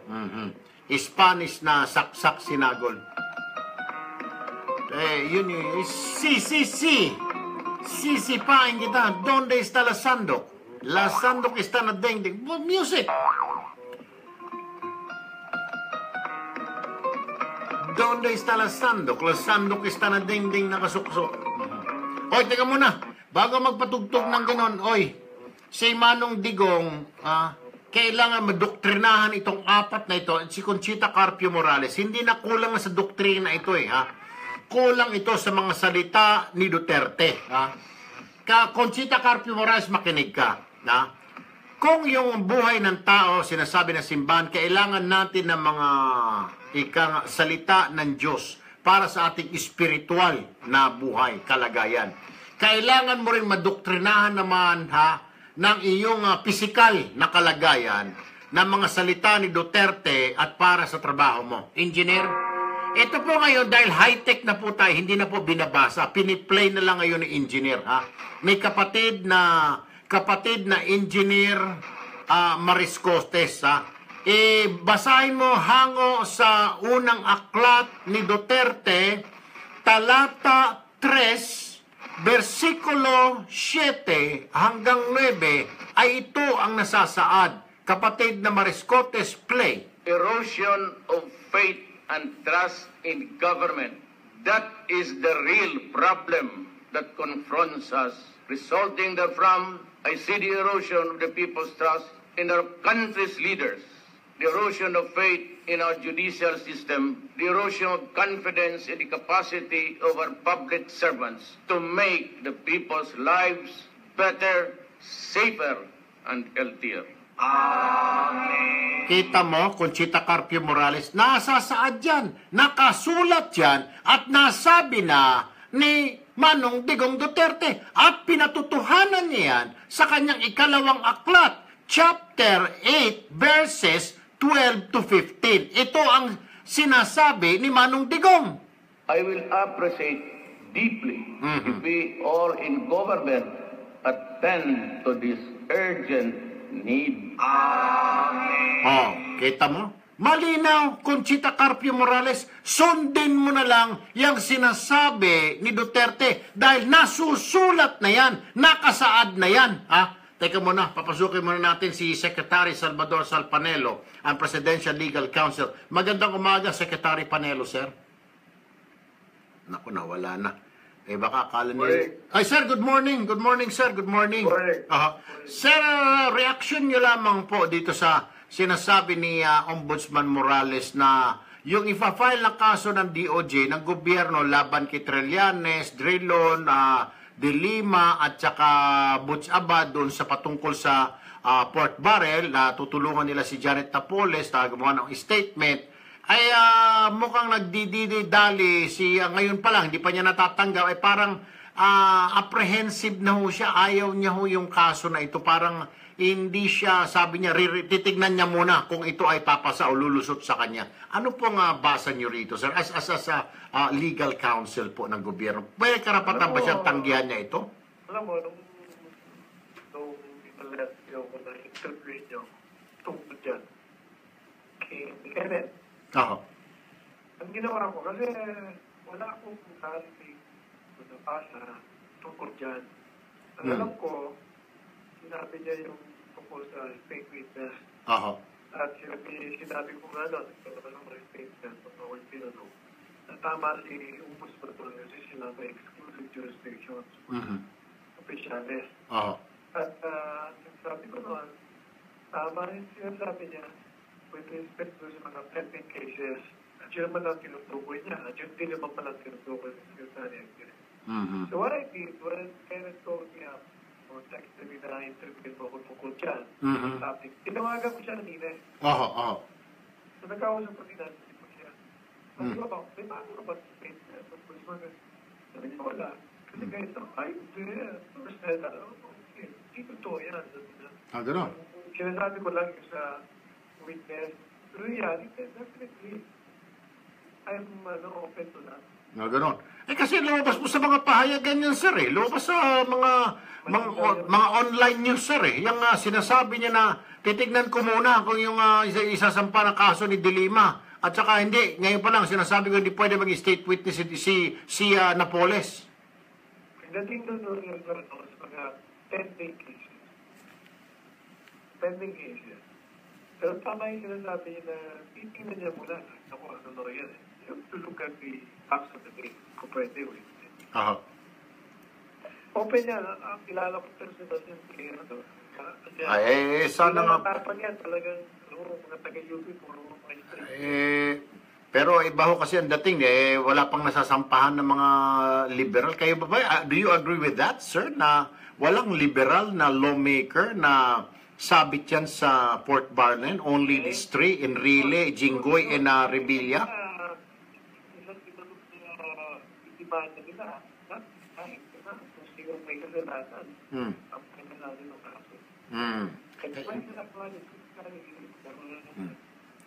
Pero kaya nga sir, I was just wondering, and we are wondering right now, how come ang dami-dami po nakinabang dyan? Walang isang mga tiga-liberal ang nakasuhan, sumabit dyan. 3 lamang ang nakulong. Impossible. Di pa ako naniniwala. May mga nabanggit naman po ng mga liberal, pero ngayon, patuloy na pag-alagala. And then, even what do you call this, Janet Napoles, saying na binigyan niya ng pera si De Lima. And then, pero I don't know. Ayoko mag-isip na masama, pero talagang masama pong isip ko eh. Alright. Alright. Okay. Thank you very much, Secretary Salvador Salpanelo, Presidential Legal Counsel. Good morning po. Thank you. Alam mo, kulang pa nga isa ba, engineer, kasi ikalawang aklat. Yung ikatlong aklat, ito na po, sa Conchita Carpio Morales, ang sinasabi ni Duterte, kasi pag hindi mo sinunod yung mga salita ni Duterte, ito, ayon na rin sa ikatlong aklat niya sa talata 19, 24 hanggang 25, Pompiang sa 1, play. Lahat kayong Pilipino na may gustong tumulong sa bayan natin, if you really want to help improve this country, and if you want us to rise, now is the time because I am really with you. Para sa iyo talaga yan, Conchita Carpio Morales, sa iyo at yung mga kalahi mo, mga dilawan. Ang sinasabi lamang ni Duterte, magbago na kayo. May panahon pa para magsisi. Para naman kayo mailigtas, maligtas ang inyong mga sarili sa paghihimas ng bakal na rehas.